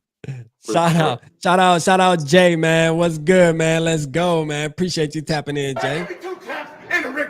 Oh, I got you. You want the horn? I got you, man. Let's go, man. Shout out Bulldog. He said, I want to mock. Good job, buddy. Hey, yeah, check man. that out. Hey, how'd the quality turn on that mock? I can't control the camera. It's pretty good, but we could do better. Hey, let's go. Yeah, he said that. He said the quality is pretty decent, but we can do better. We'll definitely talk about that in our meetings we got and stuff with Skol Fest, man. I mean, yeah, man. Tell me, y'all fellas, man. Tell the people how excited they should be for Skol Fest 2025, man. For sure, it's going to be lit, guys. I'm telling you, it gets bigger and better every single year. And for me, the most important thing is I see all my schoolmates on there, and we talk to them, we say hi, we're doer things. But man, when you can sit there and talk to them and really get to know them as people, that's what it's all about for me. That's everything for me. That's what builds the community closer together. And the only way we can maximize it is if we get a big showing. So anybody that wants to come up, please join us. I mean, we'll be dropping more info, man. Tell them, Skol, bro. We'll be dropping it soon. Tons. Yeah. So it's gonna be, man. Listen, I know we say this every year, but we mean it. You don't want to miss this one. All right. If you missed the last two, shame on you. I'm telling you, you're missing a great opportunity to be able to just rock with your peoples, be there, man. We have a great time, man. Laughs, smiles all night. I mean, it's just fun talking Vikings. Great giveaways. Great giveaways. I mean, it's just fun, man. We're going to have games this year. There's just going to be a lot, man. It's going to be, I think we're focusing as a group to make this one in particular very interactive, man. Very interactive. So there's going to be a lot of stuff going on, man. You will be part of something if you show up. Trust me, you're going to feel a part of it. Why? Because we're going to make sure you feel like that. So pop out. Please pop out. If you're in the city, man, I'm telling you, don't miss it. Even if you got to fly in. Shit, come on. Yeah, Purple Papa, if you make it to Skol Fest, I have a special gift for you. Remember when I ended up Yeah. stealing that Tommy Kramer jersey from you in the auction when JJ was coming up? And I promised you then that I've got a special gift for you. Let's I've got a go. gift for you that I promise you is going to blow you away, dude. Let's go, man. Purple Papa got to pull up. He did say he's coming though. He said he's locked Love in. it. He's coming. He's gonna drive up there. So yeah, he's a Well, truck driver. So he's just gonna drive the big rig. We need him to get up and preach in front of us, you know. Oh, Purple Papa got to touch the mic that night. That's an absolute must. He has to do a prep talk before the game. For sure. Purple Papa got to do a prep talk, man. It's gonna be Saturday night.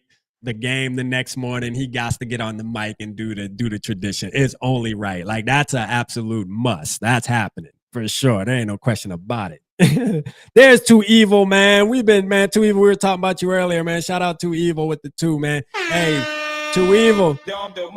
Hey, your boy Wentz might be a Viking. I'm telling you. Could you imagine all that banter, all that talk, and this shit comes true?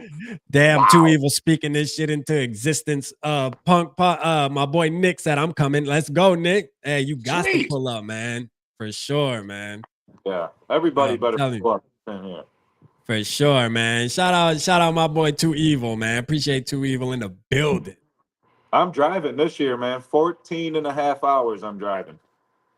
Dedication. You hear me? Like, I wish I could drive. No, I actually don't wish I could drive. That's fucking too long. But, rest in peace to all these people we're seeing with all these tragic. For some reason this year, that's why he's doing it. It seems like the air travel is just seeming dangerous in 2025 and even late 2024. I'm kind of nervous. I'm like, yo, is it the quality of workers that are doing these fucking inspections? I don't know. But something's definitely going downhill, bro. You know what I'm saying? Age of aircraft, and they're not doing the proper maintenance on them. I'm telling you, shit kind of got me a little nervous. You feel me? I might take a damn Amtrak up there. I don't know, man. I'm just dude, saying. Come on. We all know you're gonna come up here on your skateboard the whole way. Yeah, I know, right? Nah, but man, I can't wait, man. What shit? Hey, Bulldog said Greyhound. Man, Greyhound gonna take me like a week to get there. I'm gonna have to take 2 weeks off work. That motherfucker gonna stop everywhere but Minnesota. Then it gonna drive to Arizona and then go back up. That shit like Spirit Airline, man. I'm straight. For sure, man. Well, I appreciate y'all fellas. Papa Gary, Mafia, the Skol Broski, man. Hey, look, man, be on the lookout. We're gonna have the votes, man. I'm gonna go surf X and Pop for a little bit longer, man, and talk some news. I might get Pop on here to talk. Papa might got some breaking news for y'all, man. He been talking this week, man. We're gonna see how he feel.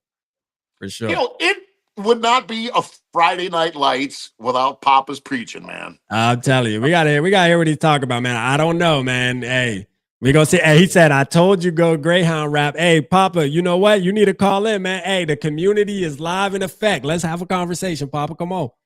What you have to do is you have to get Papa to come down and pick you up and drive you up. Then you can meet a whole bunch of lot lizards.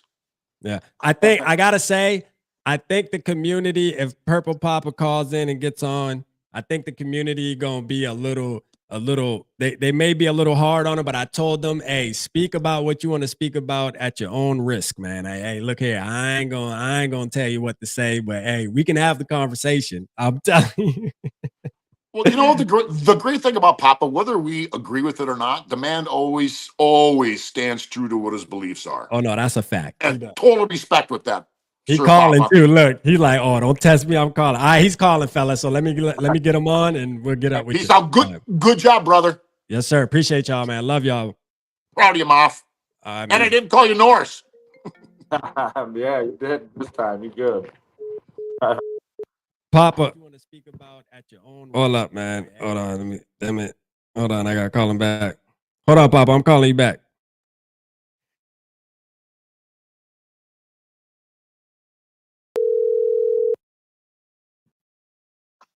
Rap. I'm calling you back. You're live, man. Hey, look, man. I'm glad, man. I'm glad. I'm so glad. All right, so Sunday, real quick though. Sunday, you're gonna be ready for the mock. You and Kinetic. Shout out Kinetic in the building.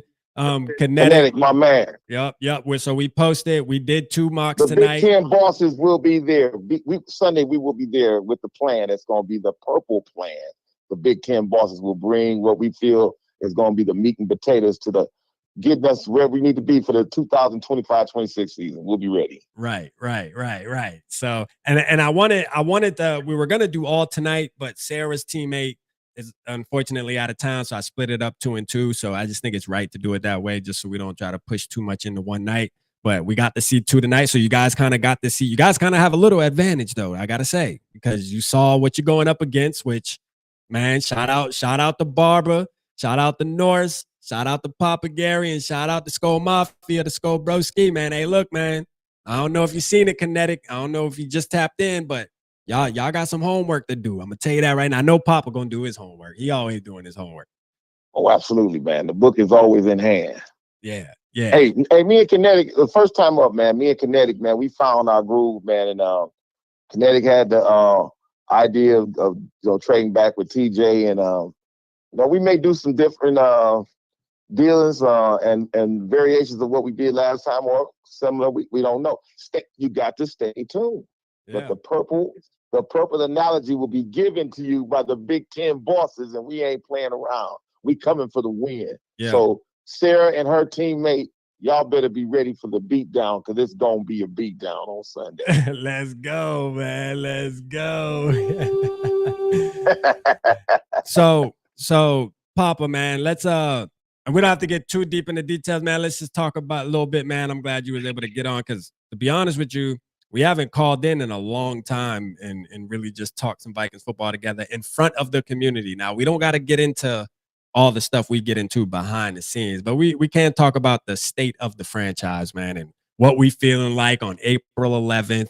I mean, we got the draft in 2 weeks. What we feeling like with the squad, man? What is your thoughts overall on the Minnesota Vikings? I think the state of the Vikings is that, everything has been going up, but, in order for things to stay afloat, the head must be right for the body to follow. Mm-hmm. And we are right now in a position where we've let go 2 veteran quarterbacks that got signed. Super Bowl, Flacco went to the Browns, and we had another guy that got signed and went, to another team.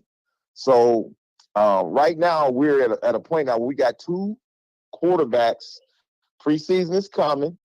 And I've been telling you, it's in order for us to be able to keep McCarthy from any type of injury, because he's not going to play preseason, but maybe a snap or 2.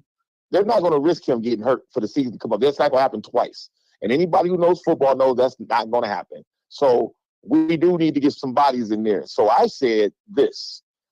Hey, a lot of people may not like Rodgers, but man, I'm gonna tell you right now, if he wants to come here right now and help us, I wouldn't be against it. It's going to help the team.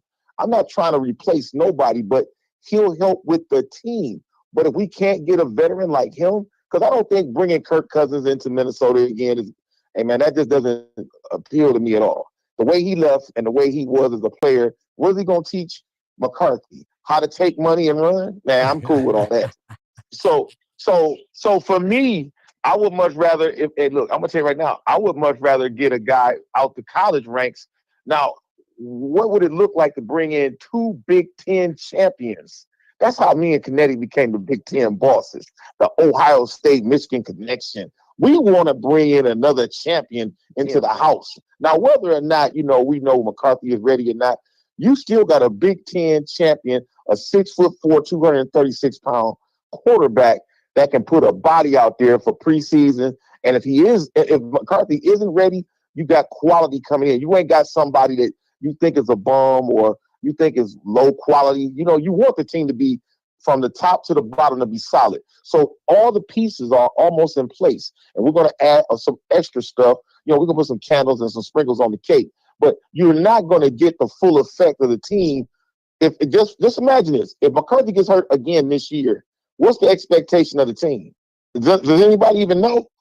Now, Papa, can I tell them my pushback on what we have usually when you say things like that is I'm not going to bank on an injury. Now, I know he got injured last year, so at the end of the day, in the back of your mind, you can say, well, hey, look, he got hurt last season, so who's to say it can't happen again?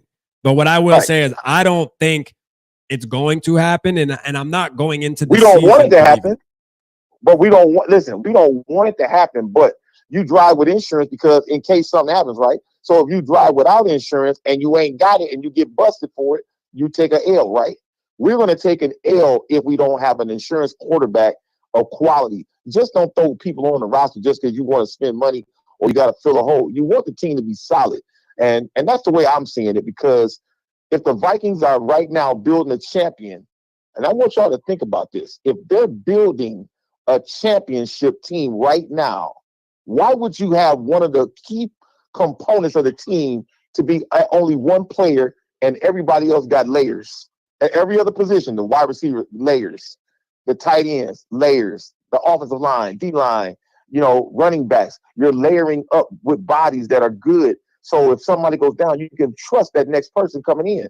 This is all what I consider to be the method to being a football team as a whole. Because most teams, they got a one-man game usually fizz out in the playoffs. I'm going to give you my example of that. When Barry Sanders played with the Lions, did they go to the championship? No. And unfortunately for us, when we had the one-man gang, Randy Moss, did we go to a championship? No. You could go to any team and see one player carrying the load for the regular season and then fizzle out in the playoffs. Most times that's what happens. But when you have a team or a group of players, the most successful teams had layers of players. So if you saw Lynn Swan, you saw Star Wars, and so forth and so on. I argue with you, though, on that is the starting quarterback is different. See, wide receivers, and we talked about this, wide receivers, you have multiple on the field at once. All right. Quarterback, there's only one. So when you going into a season, in my opinion, with the idea that, hey, JJ McCarthy is the franchise quarterback, he is the starter. So like there is no swapping. It's not like you bringing in a QB2 and then they're going to be like swapping out series and stuff like that, where it's okay, this guy's going to make an impact because we're going to put him in on third downs or whatever the case may be. Like JJ, this is going to be JJ's team. Every other position, layers, that's cool, because even defensive tackle, Hargrave and Allen, those two guys can be getting swapped out, different kind of formations, whatever the case may be. That just isn't reality with the quarterback position. So yes, adding a veteran could bring, yes, will it bring value? Yes, but the plan is to not even see them on the field. You got to understand something, Rap. You said this yourself. Now you doubling down on what you said. You said that football was a game of where injuries happen. We've seen it happen last year, so it would be foolish to not think it could happen again and not be prepared. So what do? You don't go out in the snow without your hat and your coat, your scarf, and your gloves and your galoshes. So you put all that stuff on because what? You're protecting yourself. And then just in case it's really cold and you're from Minnesota, so some of y'all might know this, you wear your thermals. That you layer with the thermals, and we need a thermal, because I'm not saying you want to play flip-flop with the quarterback, but if something happens, I don't want Sean Mannion coming in. I don't want that. I want a guy who can help us get to the championship. And if you've been a fan of this team long enough, you should want to see this team right now in this moment where they're looking like they're building a championship without looking at the team saying, if one player goes down, oh man, it's over with, we got to give up. See, that's the mindset that we don't want to have. We want to say we're good. We got a team. We got a 53-man roster, and when the next man, one man go down, the next man up. That's the way it should be. Both horns up. You got one horn on one side, another horn on the other side. The Vikings ain't riding with one horn this year. We ride with both horns up. We're going to be deep on our depth chart, and we're going to the Super Bowl. A lot of y'all don't want to believe that, or maybe you do, but I'm going to say it for you. This is the championship year that should happen. Things looked good last year, and then, we didn't have a defensive line. We have an offensive line. You tell me where the weakness is on this team. Look at the chain. Most of the people who are in the chat listening right now to my voice, put in the chat right now, what do you think the weakest link of our team is right now? Be honest. If you can't say it's quarterback, you're not a real fan, because you know it is. That's the weakest link. Whoa, wait up. Whoa. Right now. Whoa. Don't do that. Don't do that. I mean, drop it in the chat, y'all. Do y'all believe? Let people say what they want to say. Drop it in the chat. Drop it in the chat, y'all. What's the weakest position on our team right now? Drop it in the chat. Yeah. Let's see. Let's see what the chat say, man. Let's listen to the community. Yeah, that's all I'm saying. Let's look at where the weakest part of the team is at.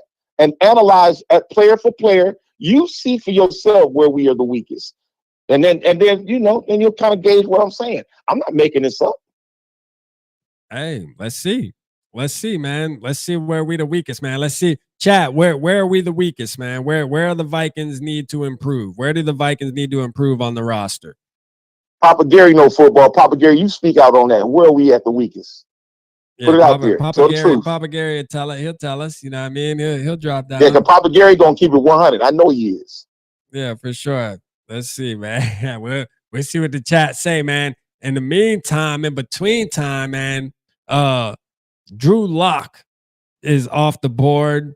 We got Flacco off the board. We have what's the other one we missed out on at the beginning?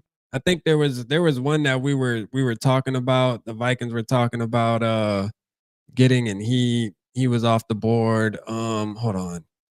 Let me see if I can find. Let's see something real quick. I want to type in. I think if I just type in JJ, let's see. Because I think they talked about it. There's a couple quarterbacks that we missed here. Russell Wilson was one. That's right. Russell Wilson was one. So Delton said the secondary. Pop Punk said he said linebacker, cornerback, and QB2. So is it in that order, Nick? Are you saying it in that order? So linebacker first. Shout out. I mean, we got plenty Jordan. of we got plenty of linebackers. We just don't have quarterbacks with experience. I mean, be honest. Don't hey, listen, don't be afraid to say the truth. We got two quarterbacks with no experience. No one thinks that's the weakest link. Come on, man. Hey, and y'all, you know what's crazy? Fans? You know what's crazy? Y'all real fans? Come on now, tell the truth. You know what's crazy is people were saying, I know I seen some posts earlier. Shout out Jordan in the building, man. Let's go. Mafia said left guard, cornerback, and linebacker. I will say linebacker, as much as I like pace, I will say linebacker can probably be beefed up a little bit for sure. I feel like we've been ignoring that. I mean, how many linebackers do we got on the roster with experience versus quarterback? Come on, y'all, keep it real. Y'all not keeping it real, man. Now, I think what we doing right now is appeasing. Listen. The truth is, we got two guys, one returning from an injury and one with no experience, just like the first. That is the weakest link. It's got to be. You got to tell the truth, man. If you go talk to anyone else, they will look at our team and say, quarterback. Absolutely. Yeah. Absolutely, because that's the truth. Yeah, Barbara said quarterback. We don't need experienced losers. Weakest absolutely don't need experienced losers. We need people that can play. Eddie Shaw said quarterback, unproven. Absolutely. We got to start. Look, you know what the thing is? When you in house and you with the family, and you got to have a conversation. T-Bass said quarterback without a doubt. And listen, and when you're in the house with your family, this is the purple house right here. When you're in the house with family, you got to tell the truth, man. Ain't no need to keep on trying to say stuff that make everybody else, oh, I said it, you said it. No, tell the truth. This is the weakest part of our team right now. That's not proving and showing nothing. We got experience everywhere else. We got players that done played. This is right now the position that's the most critical and crucial. We must get it right. And that's all I've been saying. We must get this right. Steve said corner.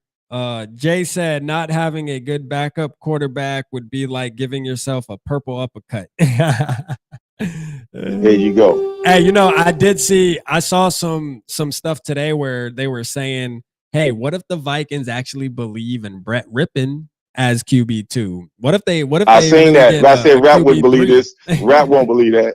I said Rap would not believe it.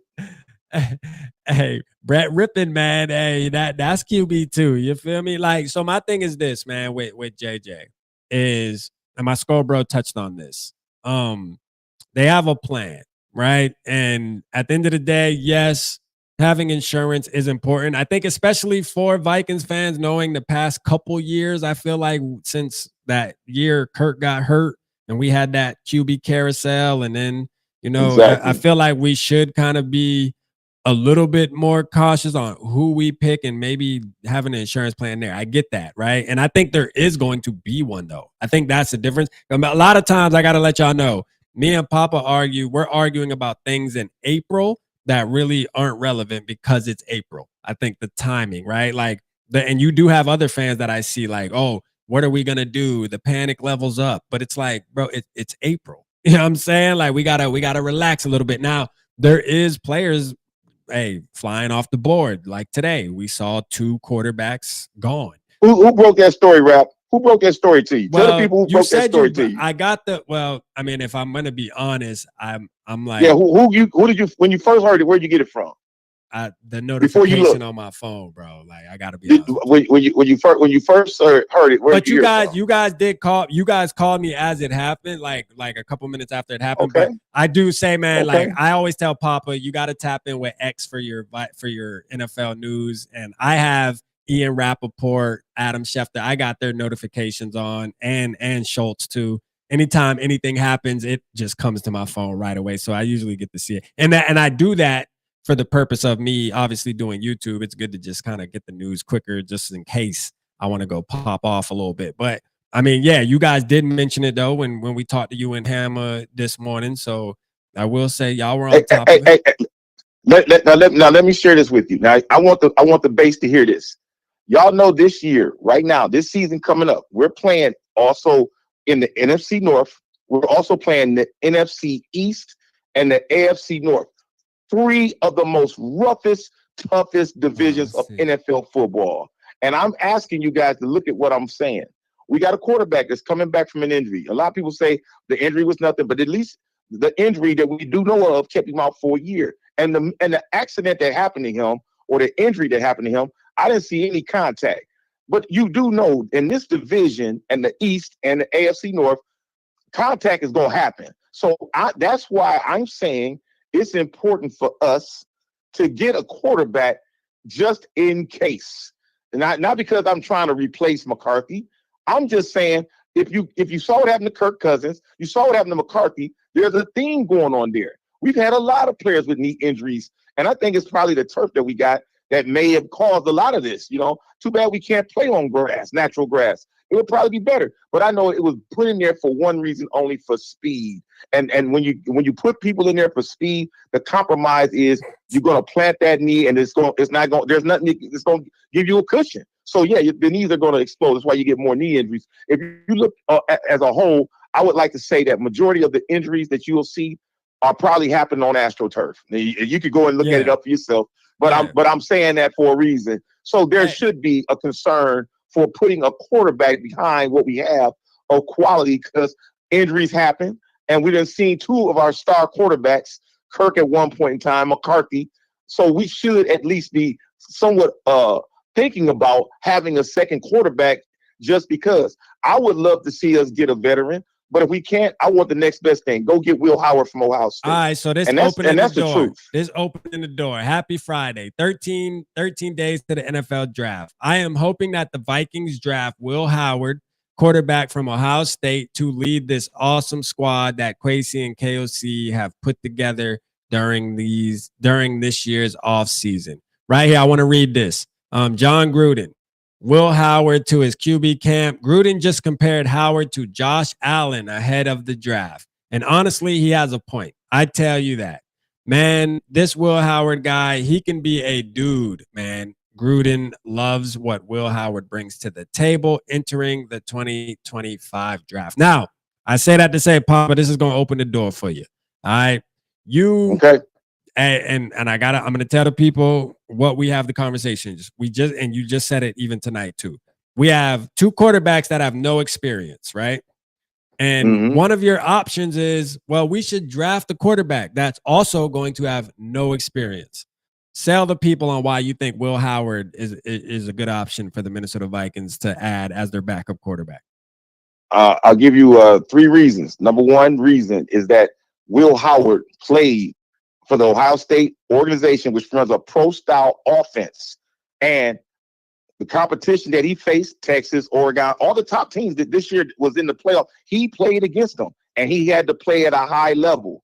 We lost to Michigan by a field goal, but all the other teams that we played, we destroyed. And y'all saw that. So I'm saying that I want a player who has the mindset when a game is on the line, that they can come in there and make something happen. Will Howard proved that. Now let's look at the other intangibles. He's 6'4", almost 240 pounds. The guy's got a can of an arm. That's why he's being compared to Josh Allen. If you think Josh Allen is a pretty good quarterback, then guess what? Will Howard being compared to him, that's a pretty good comparison. You want to level off and look at your players and see something that we don't have in one player, because everybody's built differently. But Will Howard is a big body. So during preseason, get him his reps in, because you're not going to put McCarthy in.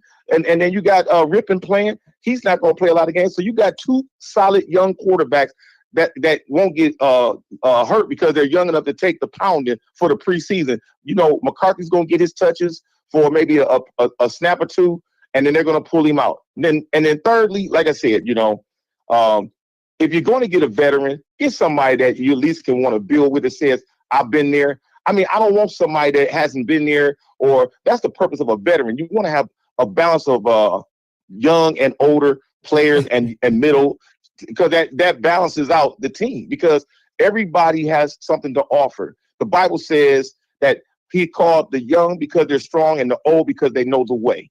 This is the reasoning why teams that are successful win. Just like when the 49ers had Joe Montana, old, they had Steve Young, and no pun, yeah, young. He was young. So you have to have a top quarterback that can show the younger guy the way.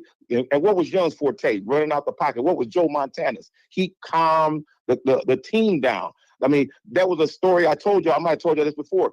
They were at the 5 or 6 yard line in the Super Bowl against Cincinnati, and the team was rattled because they like, man, the time was getting close. It was fourth quarter, and all Joe Montana did was said something that was just not even football related. Hey, y'all see that? And they're like, what? Man, we got to get down to the touchdown. He said, yeah, but look, that's John Candy down here. Hey, let's go see John Candy. And that one little moment took all those guys who knew who John Candy was, just like having an Eddie Murphy or someone that you would recognize. He took their mind off the problem and relaxed them like, man, a father or a mother would to their child. Let me ask you, do you think Will Howard is better than J.J. McCarthy? I think right now Will Howard is healthier than J.J. McCarthy. No, do you think he's better than J.J. McCarthy? I can't compare because they both have equal parts. Both Big Ten champions. Both play high-level football. So, I mean, hey, look, right now you're in the NFL. It doesn't matter what you did in college. I'm talking about right now. Do you want a Super Bowl or do you want to have a history class? It's up to you, Rap. What do you really want to do? Think about the past or think about today and the future? That's what I want to do. I want to think about the future. Jordan said JJ is healthy. Winning a Super Bowl. Jordan said JJ is healthy. I tell Papa this all the time. No. He's healthy. No, I didn't say he wasn't healthy. I said, who's healthier? A man that's healing or a man that's already still healthy? There's no question that he's healthier. We know that. I don't know, man. I mean, you said yourself that he won't be ready till the season start. That's why I'm saying. See, Ralph, like I said, we got to start keeping it honest, man. Because see, I think when we say anything negative about McCarthy, it's like we're trying to put him down. I'm just saying, JJ is healthy though. It don't matter. Like, I don't know how healthy he is. I don't know how healthy he is because he's coming from a torn meniscus that this guy doesn't have. So he's healthier. That's the truth. I don't know, man. I'm gonna say healthy. I know you don't want to. Hey, look. If we're not going to keep 100, we'll do it whatever way you want. Healthy is healthy, bro. Healthy is healthy. A torn meniscus healing is not the same as a man that doesn't have that injury. So he's healthier. He said, Delton, I'm not sold on T-Bass is definitely like more on your vibe when it comes to JJ McCarthy too. Because hold on, let me just read some of the chat real quick. Shout out to y'all being active, man. Hey, these are the conversations we gotta have, man. He said, because this is something that Papa has said right here. Shout out T-Bass with this. He said, I want someone in there to push McCarthy. Competition breeds success. No one in the NFL should be handed a job just because of their draft. Oh, man, T-Bass. When I come, hey, look, I hope you come in to Skull Fest. I will, hey, man, I got to see you and shake your hand. Because I've been saying this from the beginning. Yeah. I've been saying we have to do it that way. You got to push him. But you got to make sure that he's ready. But my pushback with that, and I've told you this too, Papa, is who's to say he didn't earn his position though?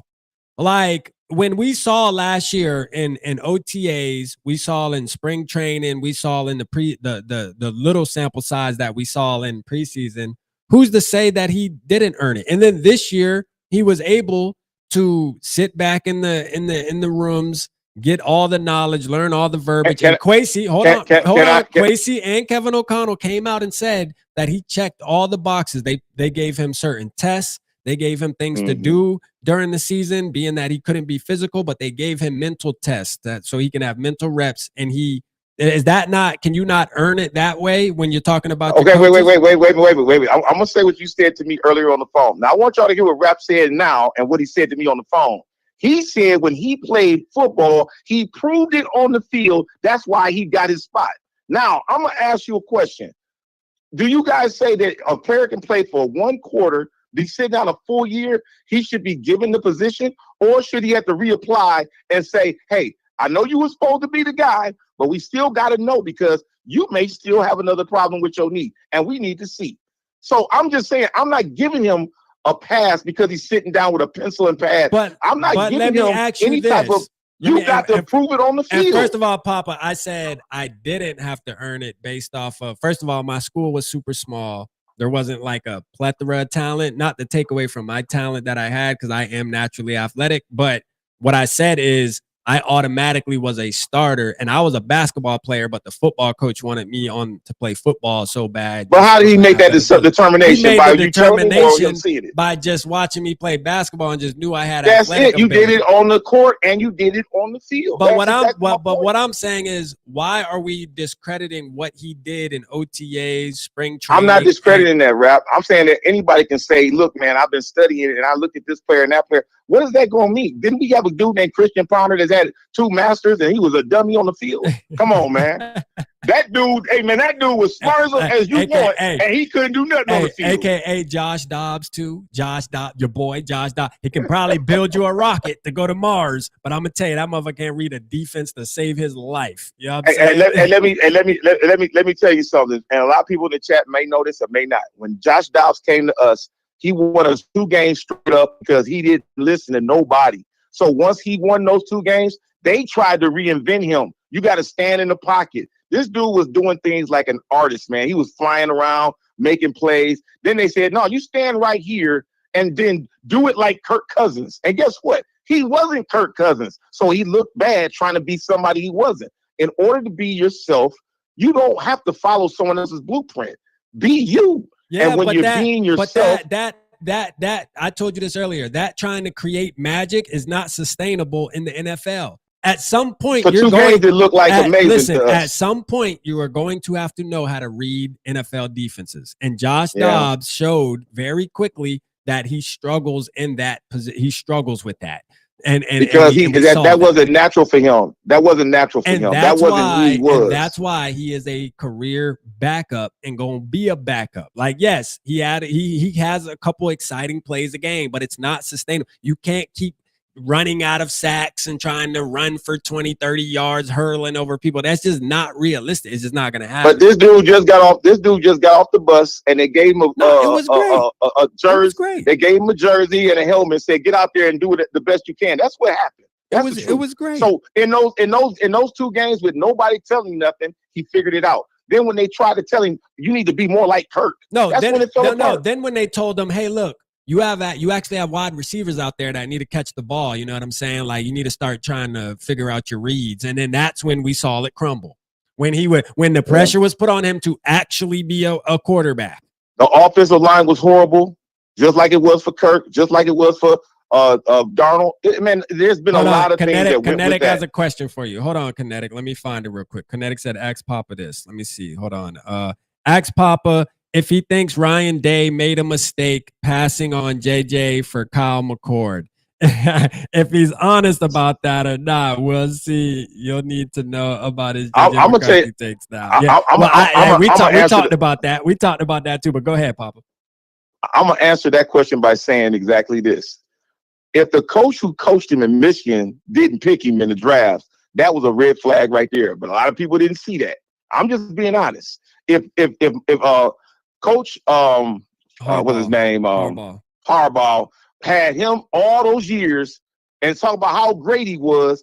He had pick number 5. Why didn't he say, hey, come on, son, I know all about you. We're going to turn the NFL out. Why didn't he do that? And the reason why he didn't do that, because he knew he was going to be limited. And I'm just being real. No, he said, that's why that we're going to run the football. That is not That's facts. exactly, that No, is what not. it is. Because if he really loved him like that, I'm just be honest with you. If you had a player that you had for 4 years, 3 years, or however long it was, and you had him the whole you're time, wrong, Papa. and you got an opportunity to pick him, you wouldn't take him? The same way, listen, the same way how you're saying you think the Vikings will go quarterback in the first round in 2025 is the same thing. They should, because we don't have a quarterback right now. But you saying they should, but they're not, is what I'm telling you, because it's not reality. I'm just saying hey, let me ask you guys. And it's the same thing with the Chargers. The Chargers had Justin Herbert that they just paid $50+ million. The Falcons had Kirk Cousins and still they went and got Penix. Come on now, bro. But make it make sense. But Kirk Cousins, man, we know the deal with Kirk Cousins. Kirk Cousins is what? Do we got to go down that road? Same thing. We got to go down that road. He's the same thing as that Chargers quarterback. That Chargers quarterback is garbage, and you know it. Herbert ain't garbage now. Herbert ain't garbage. Don't do that. Hey, man, let me ask you a question. What has Herbert done? How many times has he taken his team to a championship that you saw? I don't know if Herbert garbage, though. I ain't going to say man, hey, I'm going to tell you right now, man, he ain't going nowhere. If Herbert was on the Vikings, bro, if Herbert was on the Vikings, it would be crazy. You think Herbert is better than Herbert with Kevin O'Connell? Herbert is better than McCarthy is? Man, Herbert with Kevin O'Connell, that's gonna be a hard choice for me, man. I ain't gonna lie, because I think Herbert gonna go off with Justin Jefferson. I'm gonna tell you right now.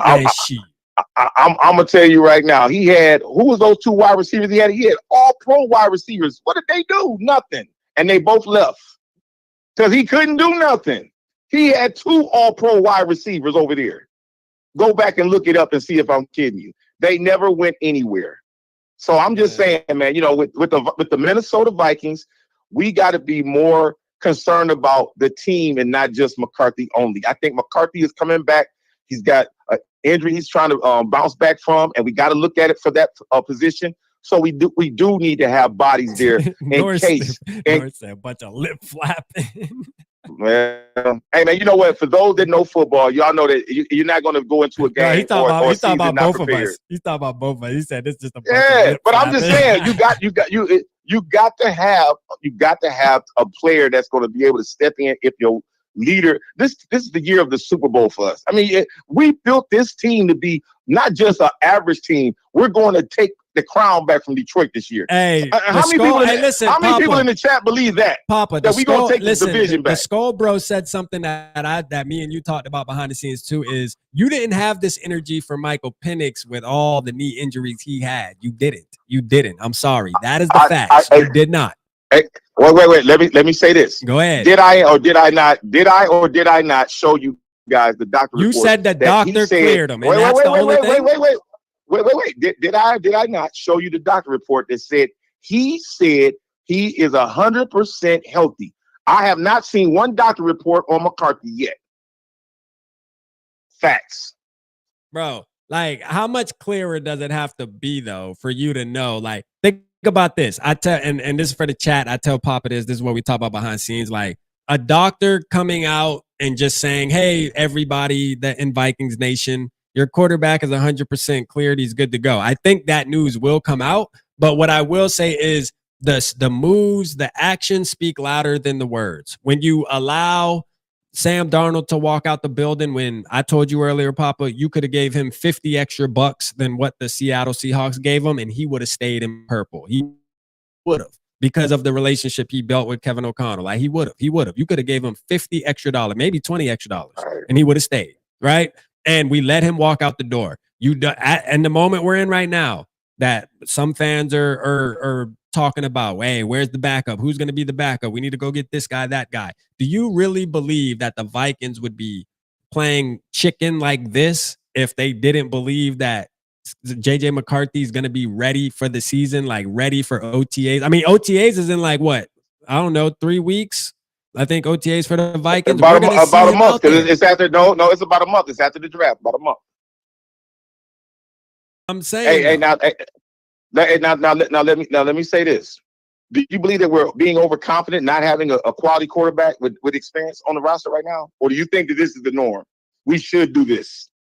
I think everybody in the chat knows that there is no reason for the team to be putting all their eggs in the basket, getting all these players to come over here just to see failure because we're arrogant to think that 2 people with no experience is going to lead us to the promised land. Go get us a quality quarterback to help guide these young players. You need to go do that. And if you're not going to do that, man, you're doing a disservice to us. So let me ask you this. Why can't Justin Jefferson be a player that can guide a young quarterback? Why does it have to be another quarterback? That's a great question. Why can't it be the other veterans on the team that help guide the young quarterback?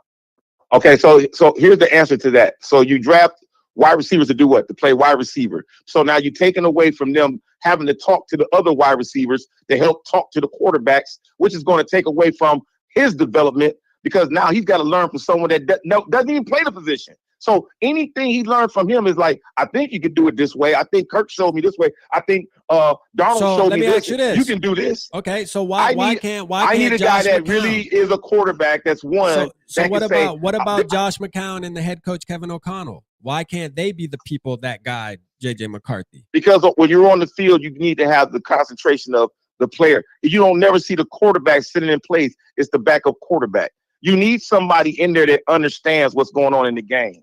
That's what the problem is. You don't want to put somebody that's supposed to be doing something, a wide receiver teaching this to a court during that would look ridiculous. Then the arguments are going to come up because you know what? He's going to say, I'm not getting the ball enough. And no, wait a minute. You're getting the ball. I'll give it to you. No. That's what happened with Owens and McNabb. Remember how that went? How they were fighting on the sideline and during the game? You don't need that, man. You need to have a coach, a player, play, flat out. Gary said, "Rap, ask Papa the record prediction this year and why." Well, I got 2 things for this. If we can get us a veteran quarterback, I think it's a very high situation. So you keep saying get us a veteran quarterback. So you mean like to be QB1, right? To start. I think that's the direction you want to go. Correct me if I'm wrong. I would like a veteran to be there, whether he's starting or not, just to be there. So now, that's gonna make or break. So that's gonna make or break your prediction. I think that will, because the experience of that quarterback is going to help that quarterback when he's sitting down going over plays and he's looking at it on the sidelines. Because the head coach can't be babysitting the quarterback. What about Josh McCown? What about Josh McCown, the quarterback coach? Because he always sitting. I don't trust that. Go get a player that's played and won. Go get a player that's played and won. So let me ask you this: what value do the quarterback coach bring to the quarterbacks and stuff? Do they bring any value? I think that's all during practice. They go over stuff, but when it's game time, man, they're not the ones that they talk to. The backup quarterback has always been the one sitting next to the quarterback, talking to him or on the sideline, pulling in plays, saying, "Hey, you need to do this. Look at this. This is open last time." That calling in plays. So that's how it works. And guess what? That also keeps the backup quarterback in tune. So if he has to go in, he's not disinterested. He understands that if I go in, I got to know this stuff too. So it's kind of like they're helping each other. You got to find this to be something that you see when you're watching the game, other than just saying it looks nice for the wide receiver to be coaching the quarterback or the other guy, the assistant. Man, no, this has got to be player to player. Okay, that's how it got to work. We'll continue then. Okay, we get a veteran quarterback, and then let's just say we get Ryan Tannehill. He's a veteran. All right, and then what's the prediction then? I think we can win at least 11 or 12 games. We can. So if we don't have, bringing in Ryan Tannehill going. Okay, now what's the prediction if we don't? Well, I'm about to tell you. I think if you have nobody with experience, the record could suffer. It could be less than 10 games. So it could be 9. It could be 10. So like if we draft Will Howard, so if we go the route of like drafting a Will Howard, we're gonna be like 9. Listen. I'm gonna say it like this: if you bring in Will Howard, you got bodies, you got layers. That's what I've been telling you. Okay. You still got to have somebody there who's played the game, that's respected. You just can't say we don't need a veteran quarterback. That just sounds stupid to me. You got to have somebody that's been there. That's like, you got a bus driver and you at the Greyhound. We talked about Greyhound earlier. And you get on the bus with the Greyhound driver and everybody's going to different places. You know how they stop at different places.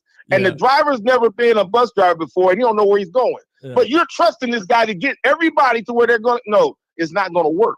So you need somebody who's been there. So even if you draft Will Howard, is what you're saying. I just want to make sure we're going through the conversation correctly. I'm saying that let me say again for the purpose of having Will Howard. Will Howard will bring competition. And I think T-Bass said the same thing. You want your players to be interested when they're in practice. You want competition. Okay. You do not want someone to feel like, hey, man, I ain't got to work hard because y'all ain't going to never start. I got this. This is my house. So what's the everybody win? done told me. Now, he ain't going to come off. Now, he ain't going to come off like that, but... Huh? Is the win total the same with Will Howard compared to a veteran, or does it drop off because it's Will Howard? I already explained that, but you are not listening, so I'll say it one more time. Yeah. Will Howard will get the same results with a quarterback with no experience, about 9 to 10 wins, that the rest of those guys are going to do. But if you got a veteran, it can go up because in crucial games like against the Detroit Lions, against the Philadelphia Eagles, the Baltimore Ravens, and the Cleveland Browns, you're going to need somebody that can be able to weather the storm.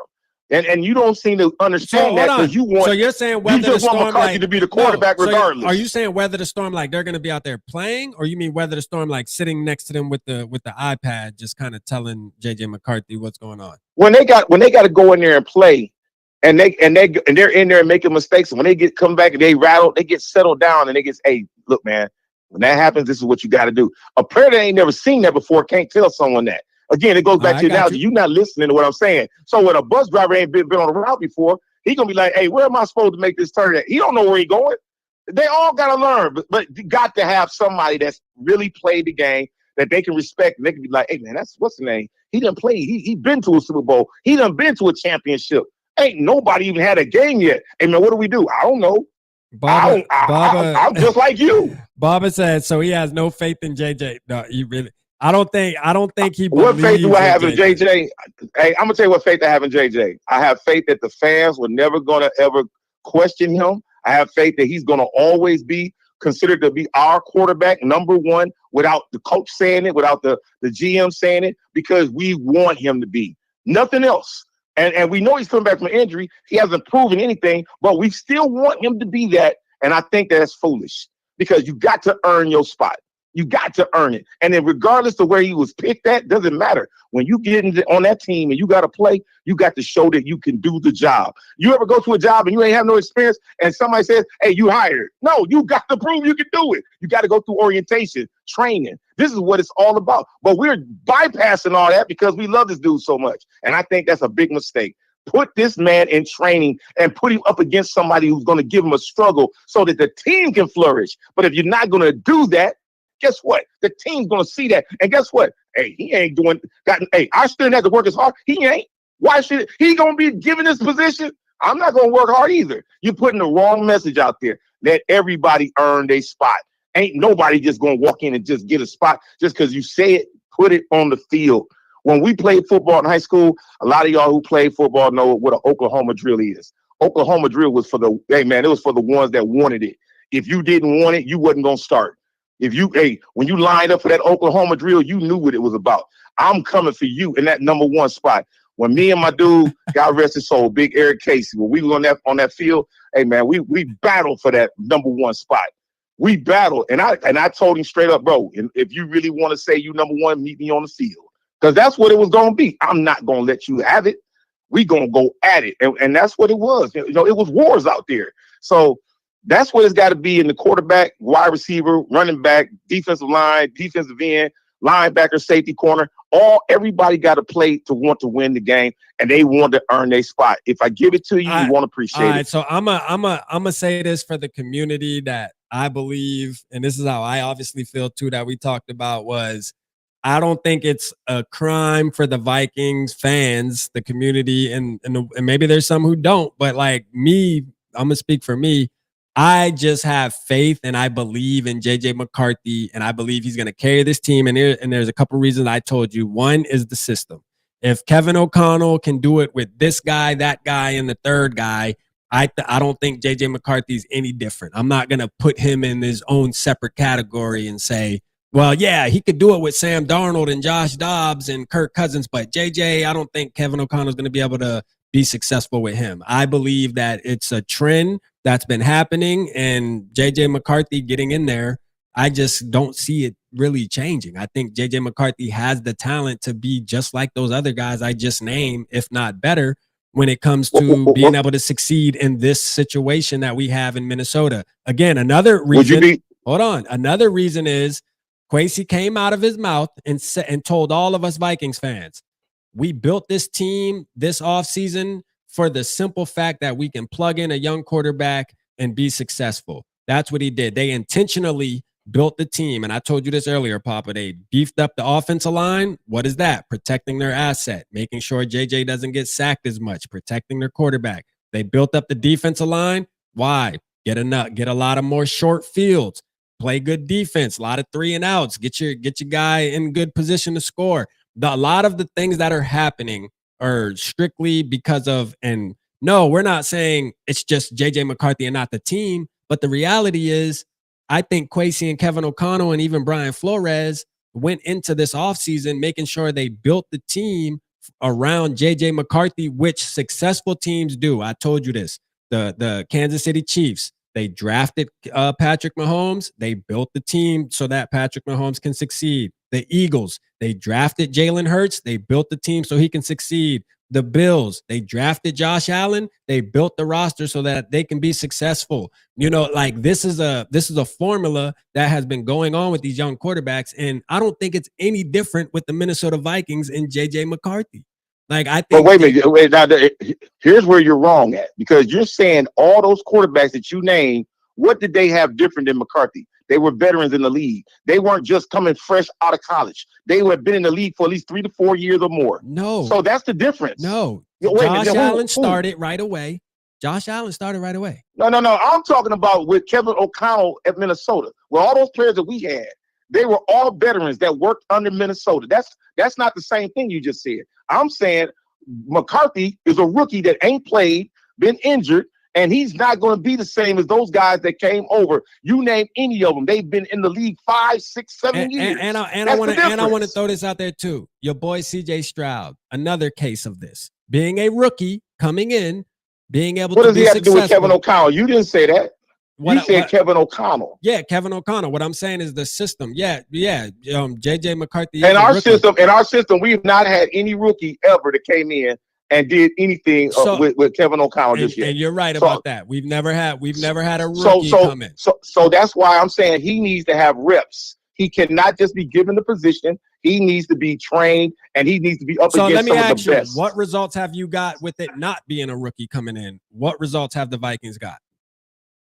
We gotten if you go back to Case Keenum, we got to a championship Kevin O'Connell. game. I'm talking about Kevin O'Connell. So with Kevin O'Connell, we've had veterans. We got to the playoff. We got to the playoff twice. And what? In the time he's been there. And got bounced. So nothing. Yeah. So really nothing, if you think about it. We got to the playoff. Yeah, but really you're trying to compare somebody that's never done something against people that have done something. And that's where you're wrong. I'm saying that you got to have a comparison that's an equal comparison, and McCarthy hasn't even played a down. Okay, so what about I talked to you about this. What about the 49ers and Brock Purdy?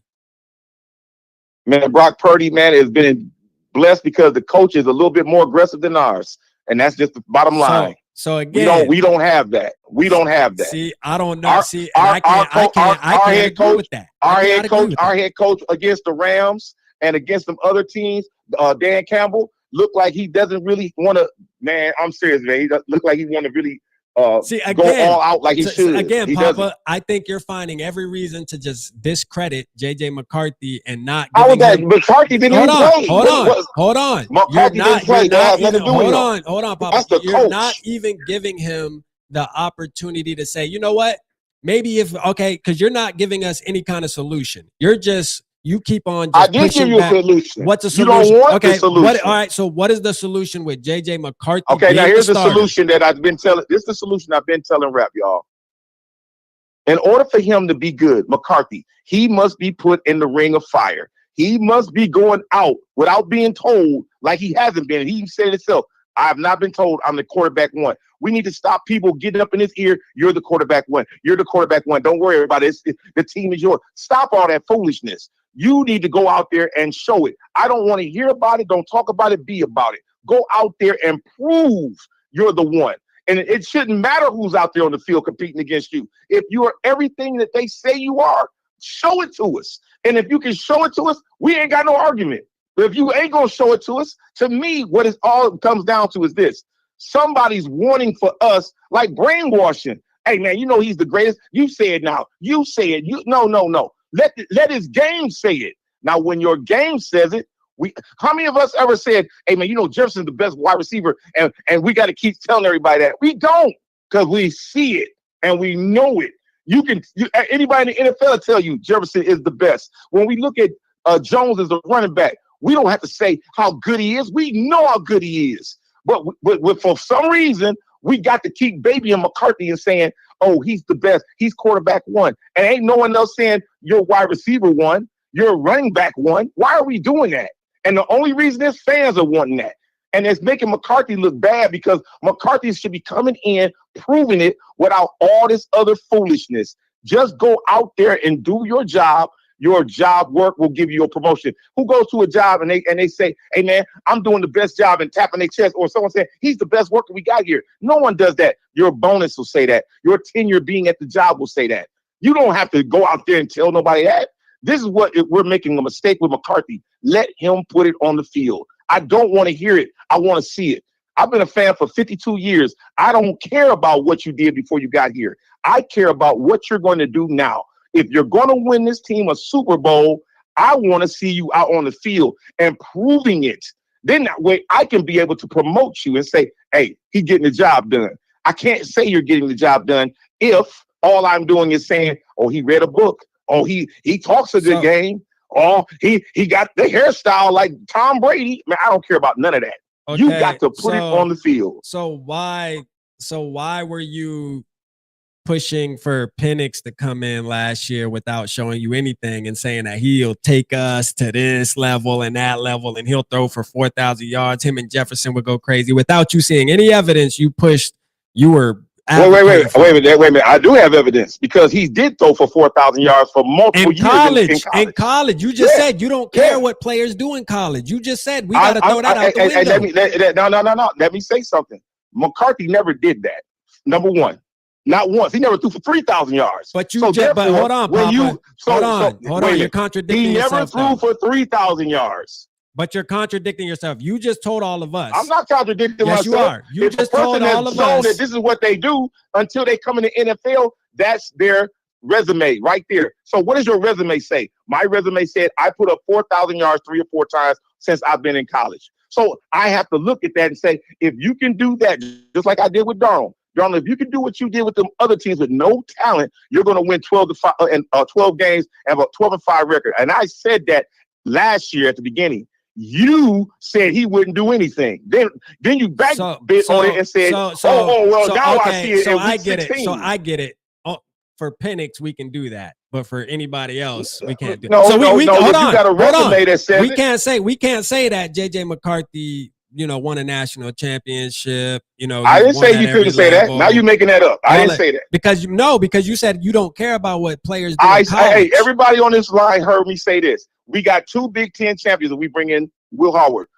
Put in the chat if you heard me say that. Yeah, but how are you going to say we can't? I didn't discredit his championship. How are you going to say you don't care what players do in college, but then we got to? I said I don't care about that when they come into the NFL.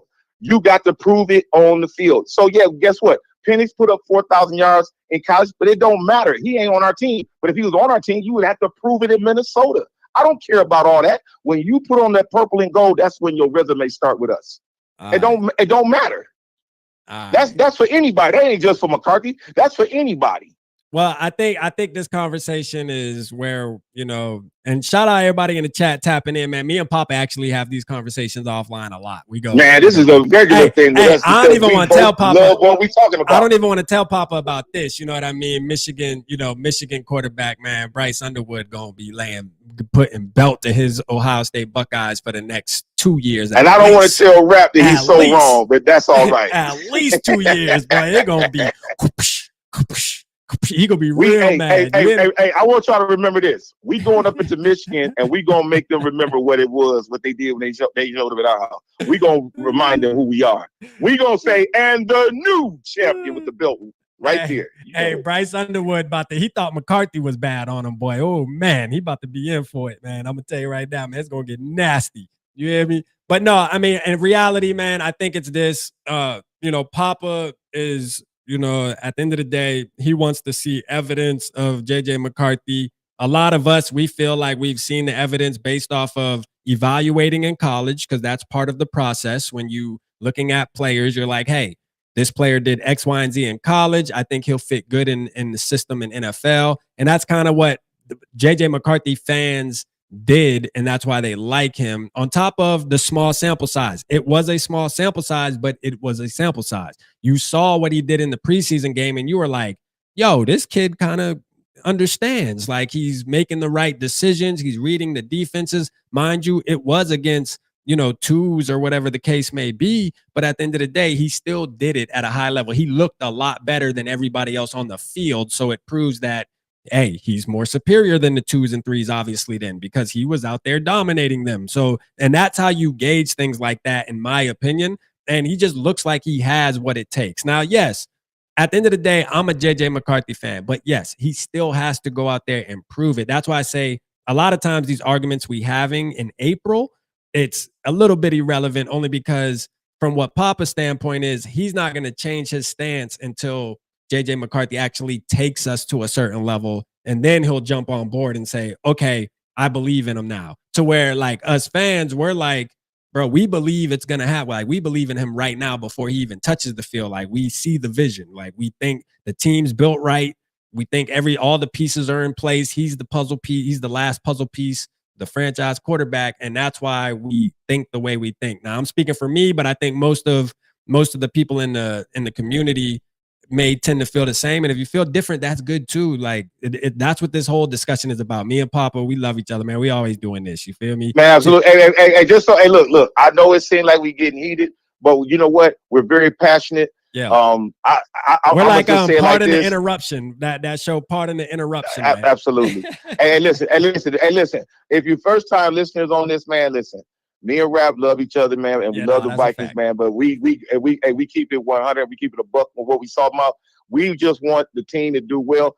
Hey, look, Rap's position, and I'm gonna speak this for him now, but he can say whatever he needs after this. But he loves McCarthy, and he's been waiting for a moment like this to happen, and I understand that, and I'm not against that, because if it was my player, I would want that too. But here, at the end of the day, for me, if you come to my team, the Minnesota Vikings, I was 5 years old. I'm 57 now, 52 years.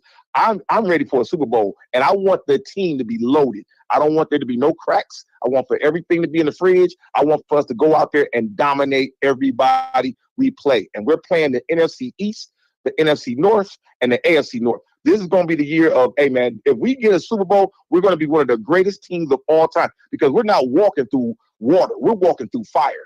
Everybody in all these divisions are going to be top-notch teams that we're going to play up against. So, hey, McCarthy going to have to bring it, or whoever the quarterback is, and we got to bring it for 17 games. So we got to practice, we got to play, we got to have everybody in place, and that's it for me on that. Hey, and Papa said, hey, if JJ McCarthy proves it, he will come on and do an apology press conference. We will have Papa on, and hold on, and vice versa. Y'all know, as much as a JJ McCarthy fan I am, we are Vikings fans first and foremost. So if let's say JJ McCarthy goes out there and he's Nathan Peterman, you know what I mean? Shit, bro, we gonna have to have curb sessions, bro. I'm sorry. Like, they just gonna have to come. We gotta stay true to the game at the end of the day. Because that's just what it is over here, man. We gonna keep it real all around the board. We definitely not gonna be fanboys. Like, it's one thing to be a fan of a player, but if they not performing, we have to have those conversations. So, hey, that's JJ true. McCarthy is not above the curb. I'm gonna just tell you that right now, just in case anybody gets shocked if we, a year and a half in and we like, yo, wait a minute. You know what I'm saying? What bro got going on, man? Hey, come here. You know what I mean? Sit on that curb. But at the end of the day, I don't see it happening. I really, truly believe we don't JJ want that McCarthy. to happen. I definitely don't want it to well. happen. I don't want it to happen, but I also believe dearly in my heart that he is the next best thing that Minnesota Vikings has ever seen, man. It's about to go down. He is taking us to a Super Bowl. And I want to talk about this controversial poll that I put on a community tab real quick, man. But we're going to end the show on this because Papa's on here. Papa influenced me. We were having a conversation, and Pop was like, you know what? I want to see how the community reacts to that rap because that's kind of crazy you saying that right now. And the question was, you know, will JJ McCarthy have a better career as far as being a Minnesota Viking than Fran Tarkenton? I know some of y'all seen that on the poll, and there was a lot of people like, what kind of question is this? The man hasn't proven anything. But when you look at the poll, unfortunately, let me go see where it's at now, because I mean it was definitely an interesting poll. It's kind of controversial, which was the whole point, kind of. You Very know what I'm controversial. saying? You know, but that's what we wanted to do. We're trying to gauge, you know, what Vikings fans are feeling. So there's been 654 votes and counting, and 77% say yes, JJ McCarthy will. And this was the question: do you think JJ McCarthy will be a greater QB for the Vikings than Fran Tarkenton at the end of his career? 77% say yes, 23% say no way. Now there's a bunch of comments, there's a bunch of discussions going on in the comments, which I appreciate. That's why these you know, conversations and these polls are good to have, because it makes it a space where Vikings fans can come in there and kind of go back and forth, man, because it's fun. I mean, this is why we do it, but it's kind of crazy. I didn't think it was actually going to get that much. Yeah, I didn't think they was going to get that much yes, to be honest with you. Like, I was like, nah, people probably are going to be like Fran Tarkenton for sure, just because our standard for QB in Minnesota, I've always said this, is super low, bruh. It's super low. Our standard for quarterback, in my opinion, is super low in Minnesota, and JJ McCarthy is going to change that. Go ahead, Papa. I'm gonna say this because I think a lot of the people didn't grow up watching Fran Tarkenton. They don't know that when he left the NFL, he led in passing yards. He led in quarterback rushing yards. He was one of the top touchdown throwers. He left with 342 touchdowns in an era where throwing the football wasn't really what they did. It was an era of the running back. So I'm saying a lot of people don't know how great Fran Tarkenton was. But hey, you know what? I only wanted to make it known because, like I said, I find it to be, and there's no slight against rap, but or anybody, because anyone's opinion is your opinion. But this guy went to 3 Super Bowls for our organization. So I want some respect on his name because I love that guy. And him and Bud Grant was like the Batman and Robin of football. They worked like that together. He was on the field and he was on the sideline. And Fran Tarkenton played his heart out. He was probably one of the greatest talents. He was before Michael Vick, before you name who you want to with the big arm. He was throwing the ball downfield, and he was a little guy. He was like the Allen Iverson of his time. Because if you know anything about Allen Iverson, he played football before he became a basketball player, and he was killing it. So I'm saying that in respect, when you say McCarthy is going to have a greater career than Fran, that's a tall bill for a guy that's never played. Because once I see him play at least a year, 2 or 3, and he's putting up numbers like that, then I can say, I see what you mean. But right now, I can't see what you mean. No disrespect to no one else, but I didn't believe it. For sure. And Norris said kind of what I told you too, like, because I know we said Fran Tarkenton with the 47,000 yards. And in today's NFL, that's really not a lot to break. I mean, he's going to break that easy. I mean, these quarterbacks out here nowadays, I mean, even your subpar average type quarterbacks are if we're running the ball, though, Rap, you think if with the new, like, not say that, if we're going to run the ball 70% of the time and throw it 30%, we're not running 70% of the time. I don't think that's realistic, but, you know, I will say maybe a 50-50, if that, you know, maybe 55-45.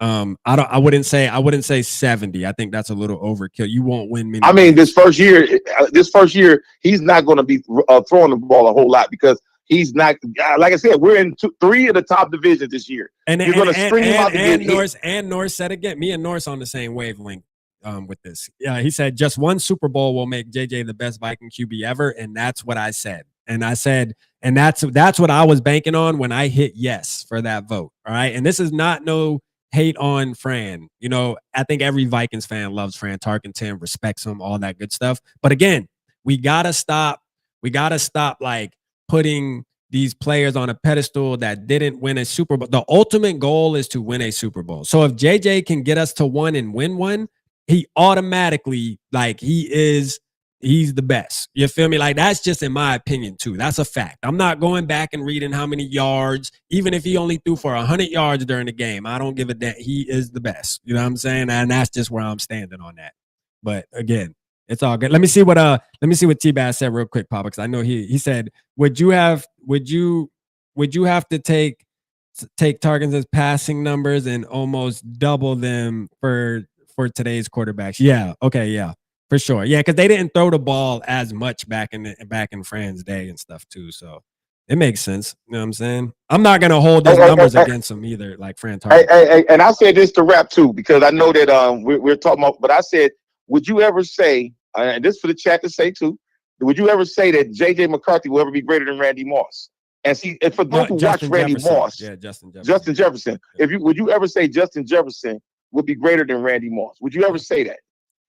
And Rap said no. He struggled with it. Yeah, he struggled with it. Hey, look, I'm rocking the Randy shirt tonight. I don't know if y'all can see that, man. I got the Randy Moss shirt on tonight, man. You know, it's no Randy Moss. I will say this. I'll say this. I'm not gonna be mad at people that will die on the hill. You know what I mean? Like if at the end of his career, because we still don't. Justin Jefferson's still playing, so we don't know. He can get 2,000 yards this year, you know, or do something crazy, and then that just adds on to the stuff that he's been doing. So being that he's still playing, there might be a time where we're having the conversation of, hey, who's really the best Vikings wide receiver? Is it Justin Jefferson or is it Randy Moss? You know what I'm saying? Like, so I don't know. Right now, I'm Moss all day. I mean, I'm just saying. I gotta go Moss. I gotta go Moss, bro. I gotta go Moss, man. I gotta go Moss. But hey, but you know, hey, JJ, hey, he on his track though. I'm gonna tell you right now, he doing all the right things. I'll say that. He doing all the right things for sure. Hey, Skol SC said he has the ability to, for sure. Hey, he does. I mean, he has the. Definitely has the skills to. That's a fact. He's got the skills, the ability, and the opportunity. So those things are there. But as of right this moment, we know Moss is number one, and we know right this moment Fran Tarkin is number one. Got to be. Yeah, I mean, right now, absolutely. Yeah, absolutely. You know what I'm saying? Absolutely, man. Man, we just hoping for the best, man. We want the Vikings to be good regardless of really who the quarterback is, but we're just we know who the quarterback's going to be in 2025, and we got to support that. Shout out Mary. Shout out Mary, Queen Mary in the building. Queen Mary. Let's go. What's going on, Queen Mary? Shout out Queen Mary. And you know, I just think we got to ride just like how I still got your button, man. Hold up. You know what I mean? There you go. You know what I mean? Hey, you ain't had no problem persuading us that Anchor Man was the best thing walking. You feel me? The best thing that ever happened to the Minnesota Vikings. I will say this. I did that in reference to him coming to the team at a time where we needed to have somebody at the position, and he became the guy. And guess what? He started doing some amazing things. Hey. A 5-game winning streak, a 9-game winning streak.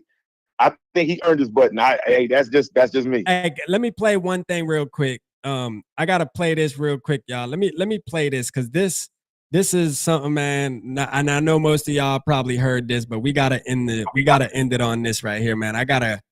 We was talking about this early in the morning. We gotta play the Aaron Jones real quick, man. If you look from high school through his time in college, he's lost one career game. He came in his short time there.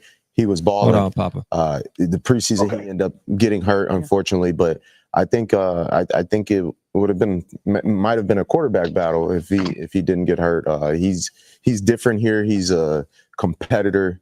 He wants to be great, and he's hungry. So I think you'll see it when he steps on the field. How so? When you say he's different there? He just the way he's very methodical in everything he does. So. He wasn't able to play this year. He compiles a list of all the defensive players throughout the league and like ranks them stars, and so he's the attention to detail. Yeah. And he's fully dove it in. So I'm telling you, man. I know you can't hear Papa, even but be in the backfield with him, take some handoffs, and have him throw it to me too. So Aaron Jones said, "I'm excited to have him as the quarterback, handing me the ball off, throwing it to me too, but saying how." Man, JJ McCarthy just mentally is different. He's so methodical in all in just his process. This man wrote down all the defensive players in the NFL and labeled them, bruh.